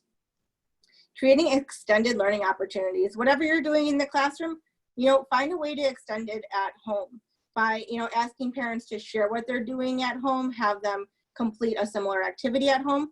But just really, the learning should never happen just in the online classroom or in the Sunday school classroom, but what are they doing at home to just take that learning and really teaching others. Coffee chat sessions, bringing everybody in and just letting them talk, letting them build a bond. If we have 148 people in here right now, and I'm sure that if we were in breakout rooms and we were able to chat and talk, like that brings a goodness to your day. And that's a great way to do that. And student-led conferences. Note that I didn't say teacher-led conferences. So whether you are talking about a child in an actual classroom or a Sunday school classroom, whatever they're learning, or if there is a way that you can have a teacher-parent conference, then you should bring that child in and let that student run that conference, because then that communication is 360 degrees. I love that Class Dojo. I'm seeing that pop up there to Class Dojo lovers. Yes, I love Class Dojo too. If you like Class Dojo, but you have older kids, just a side note completely, look up Class Craft. So Class Craft, it's a gamified version of Class Dojo, and it's geared towards like your 5th grade and up students. So Class Craft, just because we were talking about Class Dojo. So making parent engagement as a positive learning journey. And we at Rise Online have been having parent meetings, and I talk about the importance of parents being motivators and being a positive encouragement for education. And especially, you know, if we're going to be doing, let's just say Sunday school on an online platform or classes on an online platform, is the one thing you want to do is equip your families at home with tools on how to make education positive. Reading together, being active together, engaging in learning, reflecting in learning. All of those best practices that educators learn in school, you know, we shouldn't just assume that our parents or whatever the learning community is at home knows how to do all of those things, right? You know, teachers, you know, go to school for a reason. And we're trying to also give resources to Sunday school teachers, because all of you beautiful, wonderful, you know, huge blessing and volunteers, Sunday school teachers, you know, have to wrangle those kids on the 6th day of school, right? And you know, what are you equipped with? So, you know, giving that, you know, parents a positive journey, even in Sunday school, is going to be super important, because whatever you taught in Sunday school, like talking about that learning extension, engaging them in that learning, that's a positive way to continue on education outside the 4 walls of the classroom. Setting expectations. When you came here today, whether or not you told us or whether or not we told you, you had expectation. As a learner, you had an expectation, correct? You were hoping to be equipped with some information today that is going to be useful, that's going to be applicable to what you're doing. So why not be forward with those expectations? Be transparent as much as you possibly can with your parents.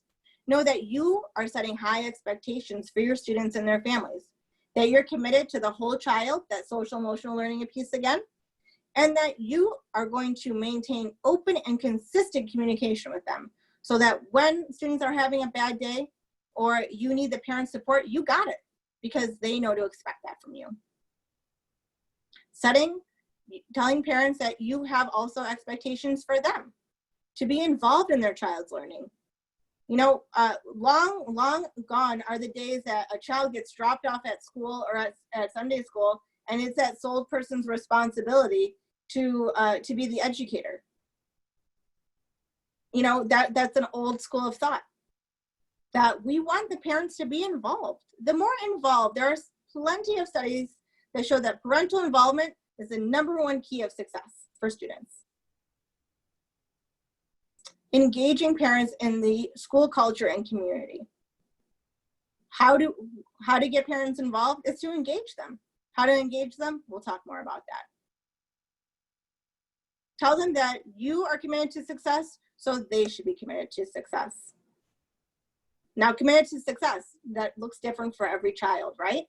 We're not promising each parent that they're going to have, you know, straight A's or memorize every star that ever existed, because mashallah, if you could do that, wonderful.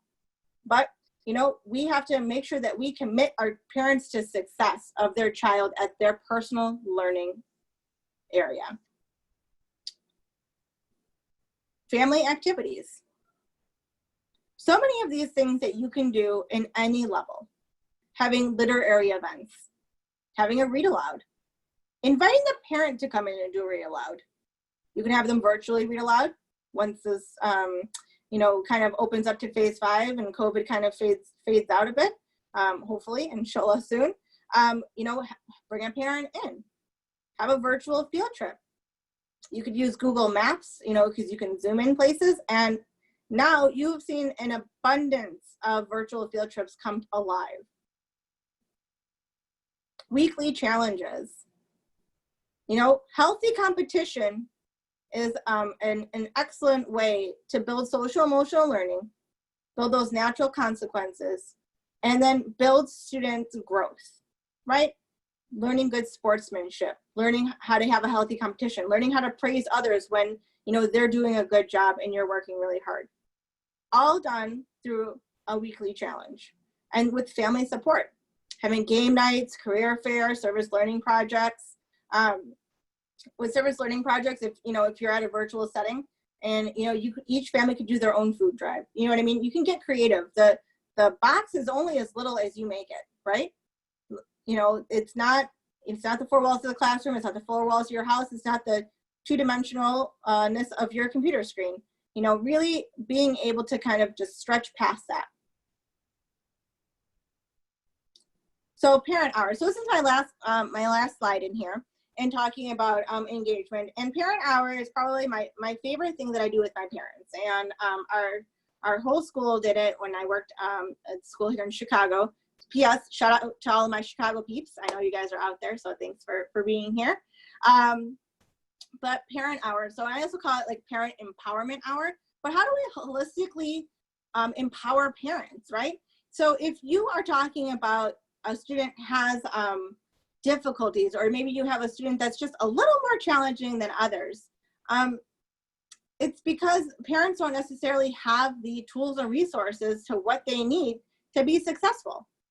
You know, you learn classroom management as a teacher, and that is like such a gift, because then you know how to utilize that classroom management in other spaces, right?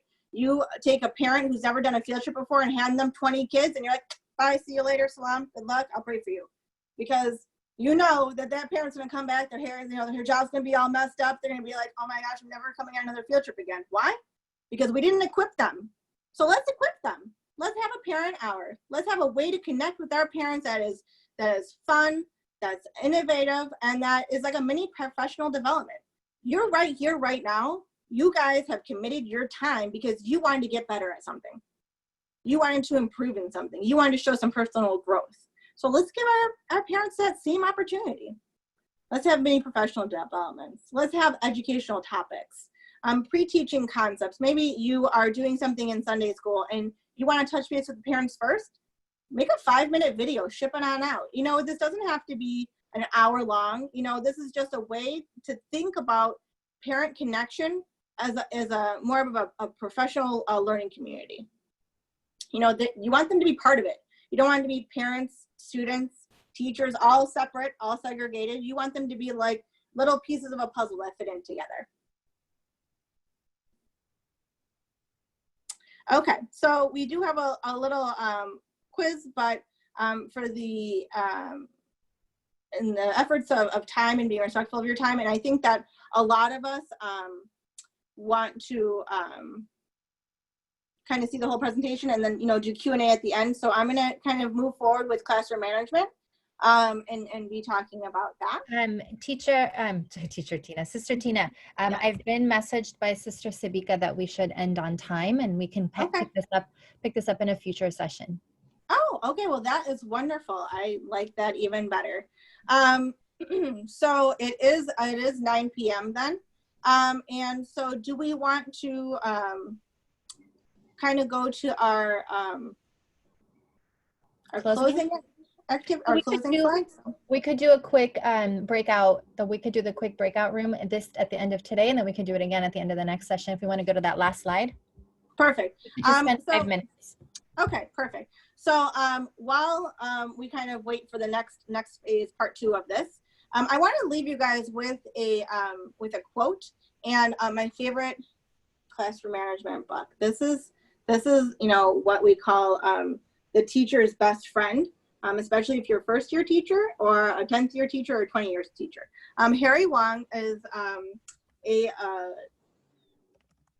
an educator who has developed a way to really break down the process and lay the foundation. Hey, I see the first day of school book. Oh, yay. So somebody in the audience has it too, and they agree with me that it's a thumbs up. So First Day of School by Harry Wong. So this quote comes from there. The single greatest effect on student learning and achievement is the effectiveness of the teacher. And you as a teacher, that does not mean the 4 walls of a classroom is the only teacher that exists, right? We have tutors, we have Sunday school teachers, and parents are teachers, okay? So the single greatest effect on student learning and achievement, so whether that is learning at home, learning in the classroom, or learning in Sunday school, Harry Wong, First Days of School, thank you for putting that in the chat. But this is definitely a quote that you should keep with you because that is what's going to carry you through. So we are going to kind of go to our final slide here. So we're going to have a breakout room, but we'll save that for next time. I'm not seeing the breakout room option here, and that we want to give you guys time for Q&A, but you know, kind of always having a closing activity, but hopefully you feel more like a champion in the classroom just from those two different parts of our puzzle, and feeling a little more confident and have something that you can take away. So we definitely have a fun activity planned, and we want to make sure that we get to this next time, inshallah. But we will be able to do that at a later time. But you know, thank you so much for being with us today. So we'll be available, Tina and I will be available if anybody wants to stay back and ask a question about anything that we said. Otherwise, we will have part 2, inshallah. And at that point, we'll do breakout rooms, because there are really great opportunities for you to discuss with your colleagues and get to know people. So inshallah, we'll have to put that setting on for the next time. That's one of the things that you'll learn, is that your settings need to be all set perfectly before you join a session with students, because then you have to close the session if the settings are not the way you want them, especially breakout rooms. So Jazakallah khair, everybody. Thank you very much for attending and for your attention and your participation, and we'll stick around. Tina and I will stick around. Yes, so I do have 2 questions here. So I'll take the first one. If you want to take the second one, I'll let you know what it is out loud. So the starting slide. So this slide, I'm assuming that it's this slide we're talking about, is like my Bitmoji classroom.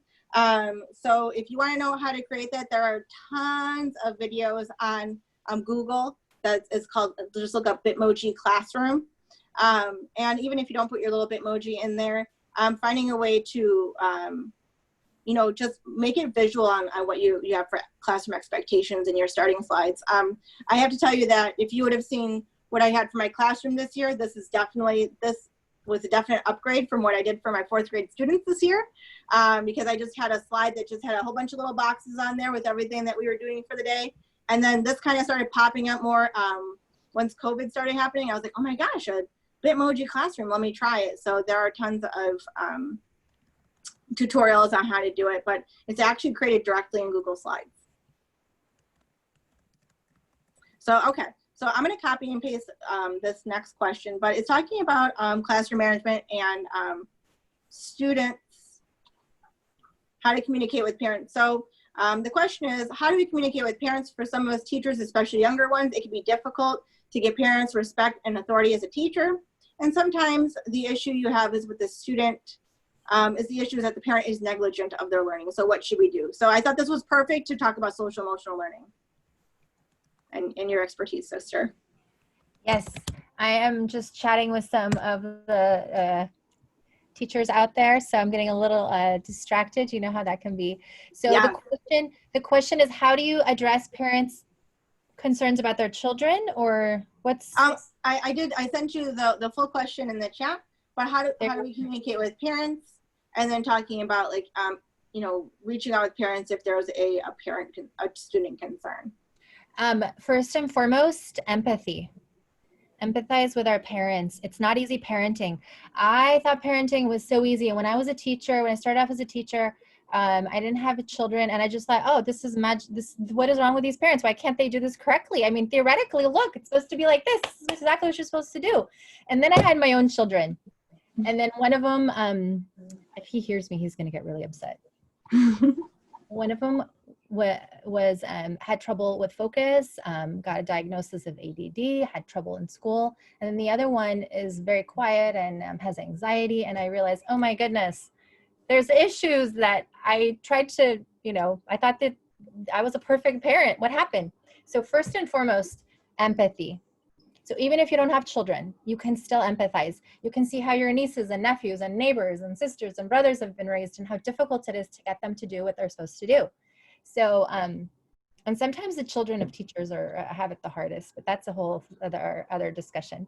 So empathize with the parents and understand that what they want is what you want, and focusing on what that is and keeping that in mind.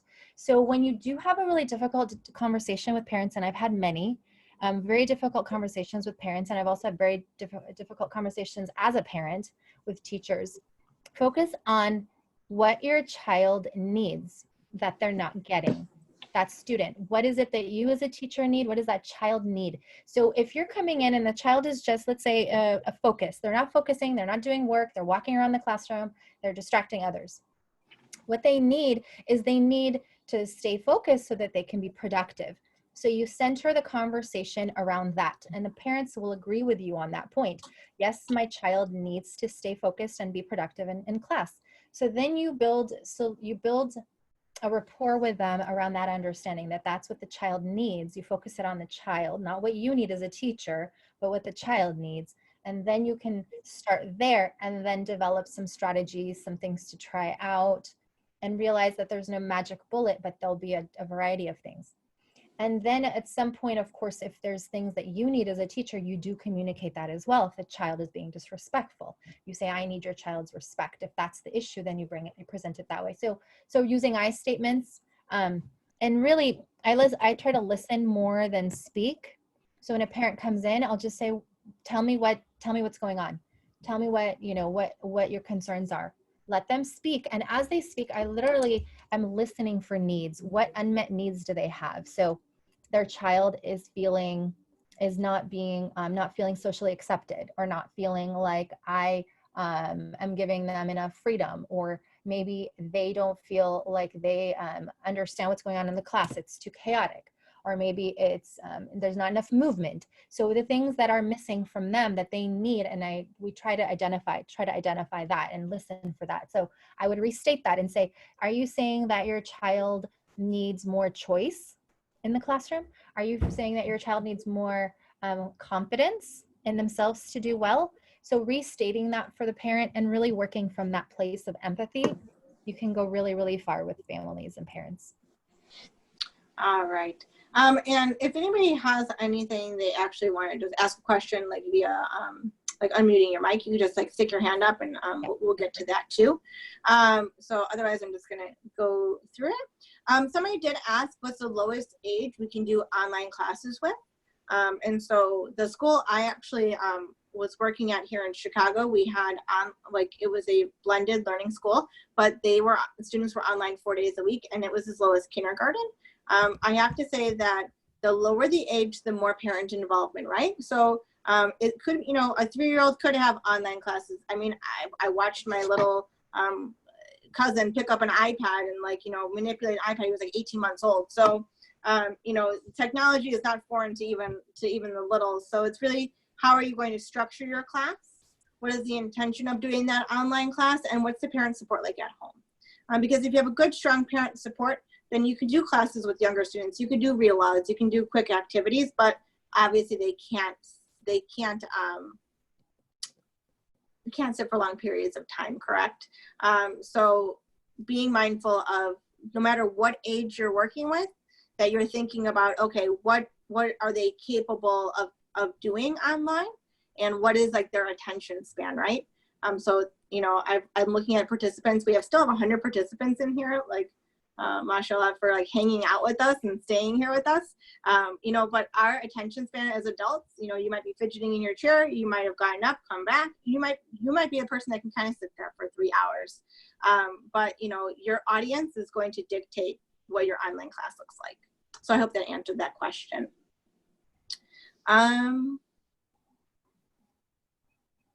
Yes, I will be mindful of trying to speak slower. We will let everybody know that is a good practice. And I speak quickly by default. I am just a fast talker, and I apologize, but we will try to be mindful, at least for this next Q&A session. Any recommendations for blogs or websites, preferably free ones? I use something called EduBlog. So I will, I'm going to write that down, and when the presentation at the end, last slide, maybe we can put some resources or website that we put in. But it's nice because the blog website was specifically created for teachers. So I'll put it in the chat. I think it's EduBlog. Another thing is that if you use Google Classroom, there's something called Google Sites, and you can create a free website right on there. So Google Sites, and I even utilize it for like my professional webpage. It's just very simple, easy to use, but Google is a really great a resource. So Google, like the Google Classroom, the Google Slides, the sites, not slides, but yes. All right. Do you want to go over how we overcome language barriers with parents? So it's a really great question. Yes, I think that nothing takes the place of face-to-face meetings. So if you can get the parent face-to-face in person, that's number one. In a virtual environment, that's not always possible. So in that case, a face-to-face Zoom meeting. And then having a translator is really important. So the translator, having a pool of people that you can call for translation, Rise online, inshallah. I don't know where you're at with that, but having some translators on hand who are able to do it who've been trained is ideal. Or best case scenario. Worst case scenario, you have the student translate, or you. I have used Google Translate with families, and actually my daughter introduced me to Microsoft Translate, which is really a great app because it actually lets you translate directly. If I can bring it up really fast. And I've used this with families, and I had some hard conversations this year as assistant principal and telling parents that their children are getting suspended for this or that, or they got into this and that fight, and I had to do it. I did a couple through Google Translate. So how's this go? Your child got into a fight today.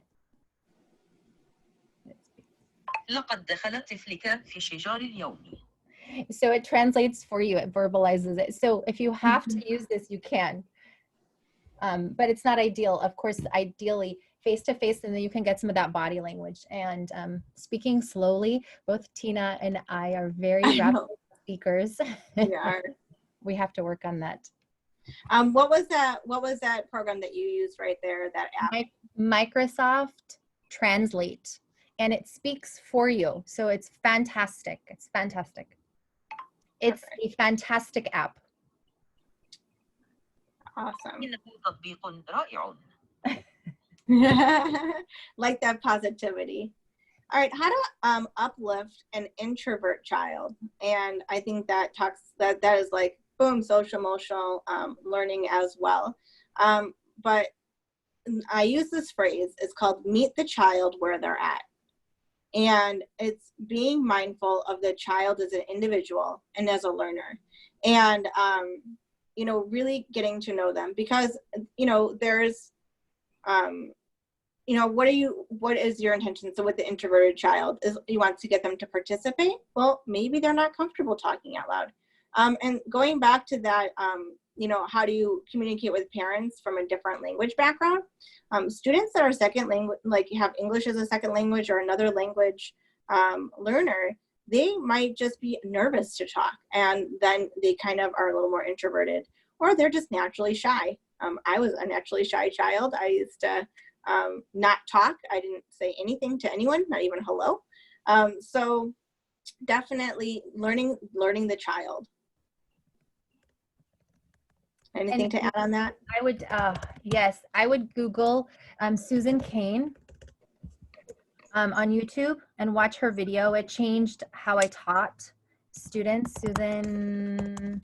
Somebody actually put that up in the chat. Really? Oops, sorry. Even before Virtue, you and I are on the same page. That video, and then I read her book, it just changed me as a teacher. It changed me because it turned around my view of introverts. And then I was able to go into the classroom and turn around everybody else's perception of introvert. So I no longer use the phrase, your child does not speak up enough in class. I would never tell a parent that anymore because I understand why they're not speaking up. And so, yes, thank you for sharing that, Virtue. It's a great video. It's 15 minutes, TED Talk. So it's easy to watch. And then if you fall in love with it, like I did, then you pick up the book, give your students the introvert test, which I typed up and I can share if anyone wants it. It's in the book. There's a child version, a teen version, and there's an adult version. So you can find both online of the book. Great questions. Mm-hmm. feel like we've covered a lot, and we still have 92 participants, and we are 20 minutes over. All right, so I see one more question in the chat and then two more questions here. So one talks about working with small children and some students with special needs. And there also somebody in the chat asked about catering to children with special needs. And children that are, we call diverse learners, do have a need that is different than your child that might be in a general education setting. And learning, going to that social emotional, learning about the child, and then working with the parent to get to know what works at home, because a lot of those things you'll be able to kind of bridge that in the classroom. And you're right that sometimes you need to give a little extra attention or show a little love, but what if you ask another child to do that instead? What if you empower a child in the classroom? Now, you have a go-to student or a couple go-to students that you know that when you're in the classroom, whether it's Sunday school or the general ed classroom, that they're maybe a little extra friendly, or they're always looking for a task. Maybe it's a busybody that just needs a task, and maybe they're working with that that diverse learner, and using your resources, because at the end of the day, you are outnumbered. Whether you're a parent, you're generally outnumbered, but teachers are always outnumbered. And so recruitments are like your number one friends.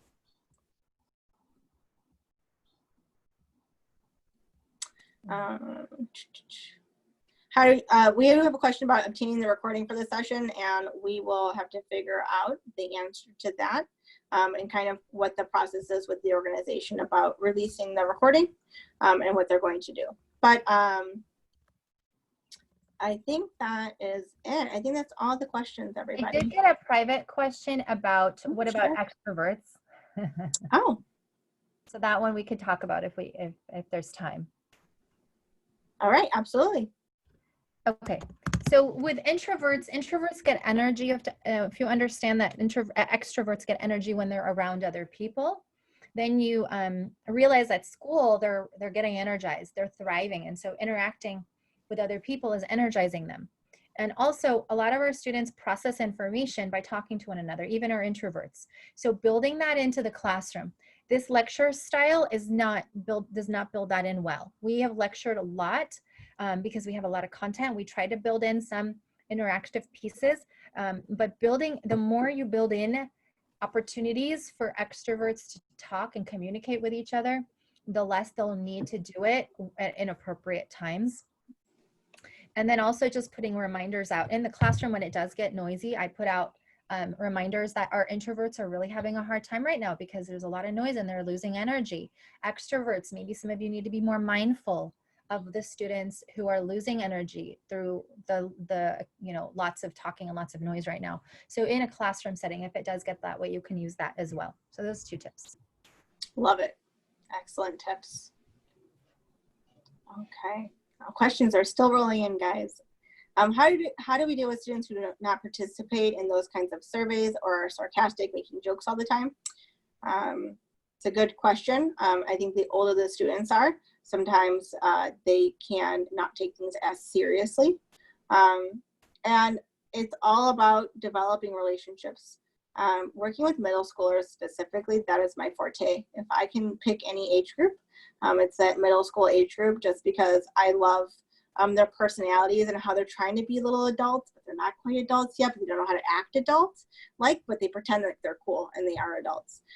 So it's a really gentle age because they're learning, and they might not necessarily act appropriately all the time or respond appropriately, or just they might not understand the value of something. And so in setting the purpose and setting the intention, why are you doing this, and if they don't want to participate in the activity, maybe you can find something else for them to do. I mean, the best thing to do as an educator is to diversify your classroom and to have multiple paths to the same journey. That's all about differentiating and meeting your students' needs, and no matter what that need is. And so you might have a student that might not want to take a survey. They just don't connect with it. So how do you as a teacher then change your mindset and go, okay, I know you're not going to be really connecting with this this survey, yeah, however you're feeling today about that. So this is the information I want. So how can you give it to me? Like, how can we achieve a common goal?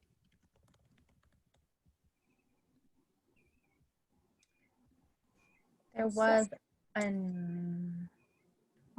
another question about busy parents. Did you see that one, Tina? I did not see busy parents, but okay. So how do you work with busy parents is probably the question.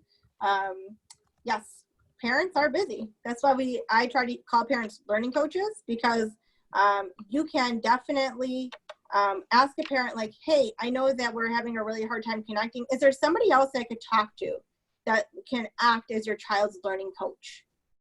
Then you have taken that philosophy of only the parent being responsible for a child's education, right? There's an old African proverb, everybody knows it, it takes a village to raise a child. So call up the village. Parents aren't responsive, call the village up.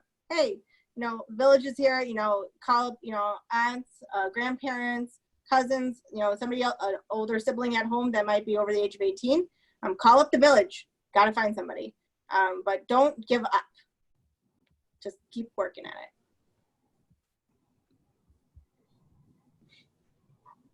So, okay. I do see a question about administering tests and quizzes for students in a virtual setting. Exactly how we're doing this today. Cameras on, mics muted, and then, doing the test.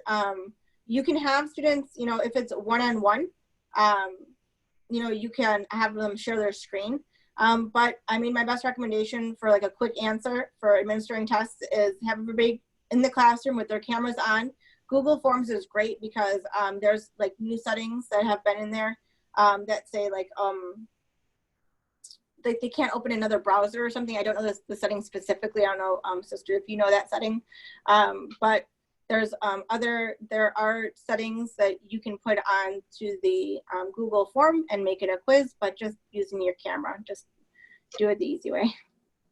Yeah, and you can also administer a paper pencil test just by having students you can actually see their paper while they write. Mm-hmm. Because you'd be surprised at how easy it is to cheat with technology. It's easy to cheat. I was gonna say, really innovative in person. Be overly innovative and overly resourceful. Yeah. Yes, for sure.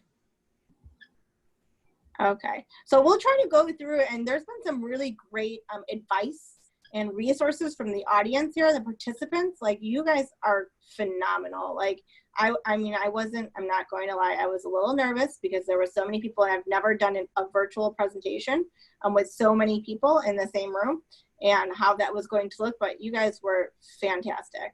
We're going to try to download this chat and go through it and give out the resources that everybody else is sharing, as well as our resources, inshallah, in the next couple of days, and then we'll talk with the organizers on how to get everything out there. So, Yumna, I'd like to answer your question about second grade. This past semester, what's that? Was that Yumna? No, not me. I'm listening. Oh, okay.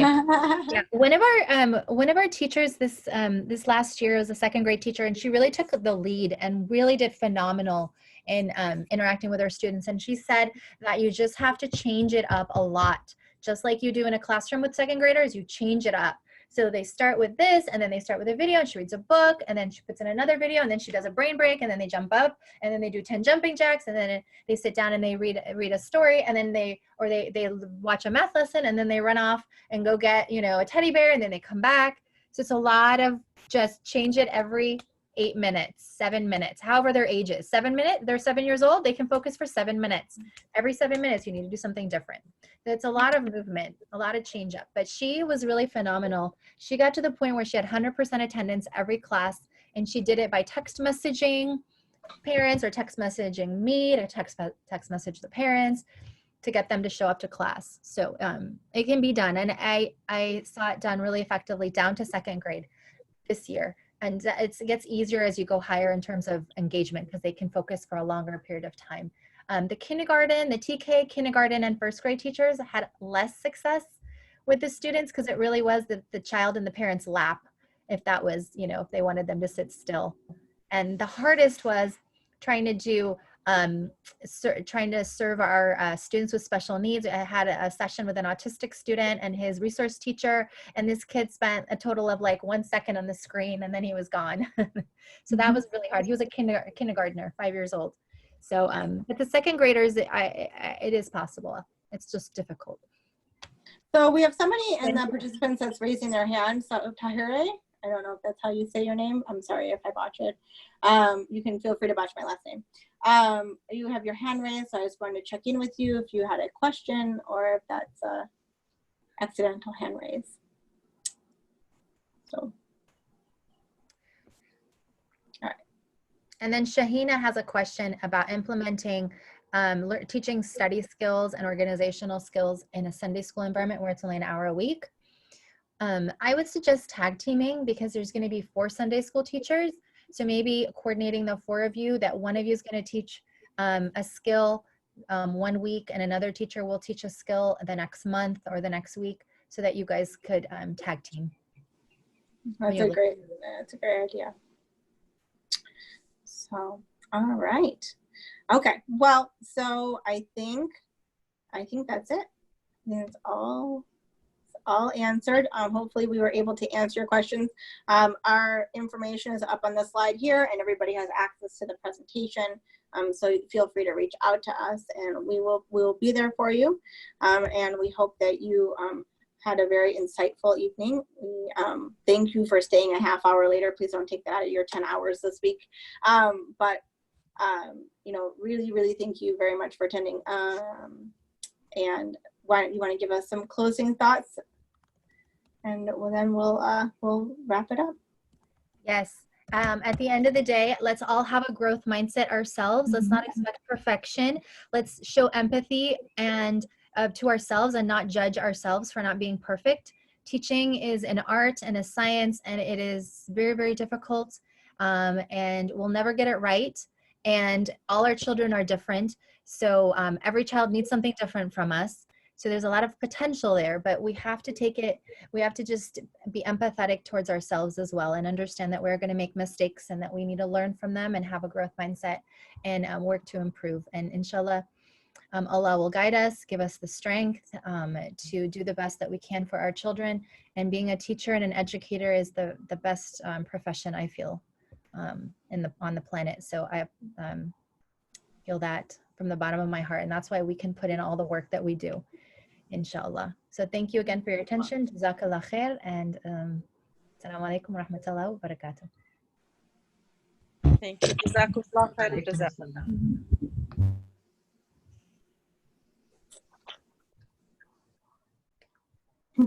Yes, I love you guys. Thanks for staying with us. For the ladies. Kisses for ladies, sorry. All right, so see 'em next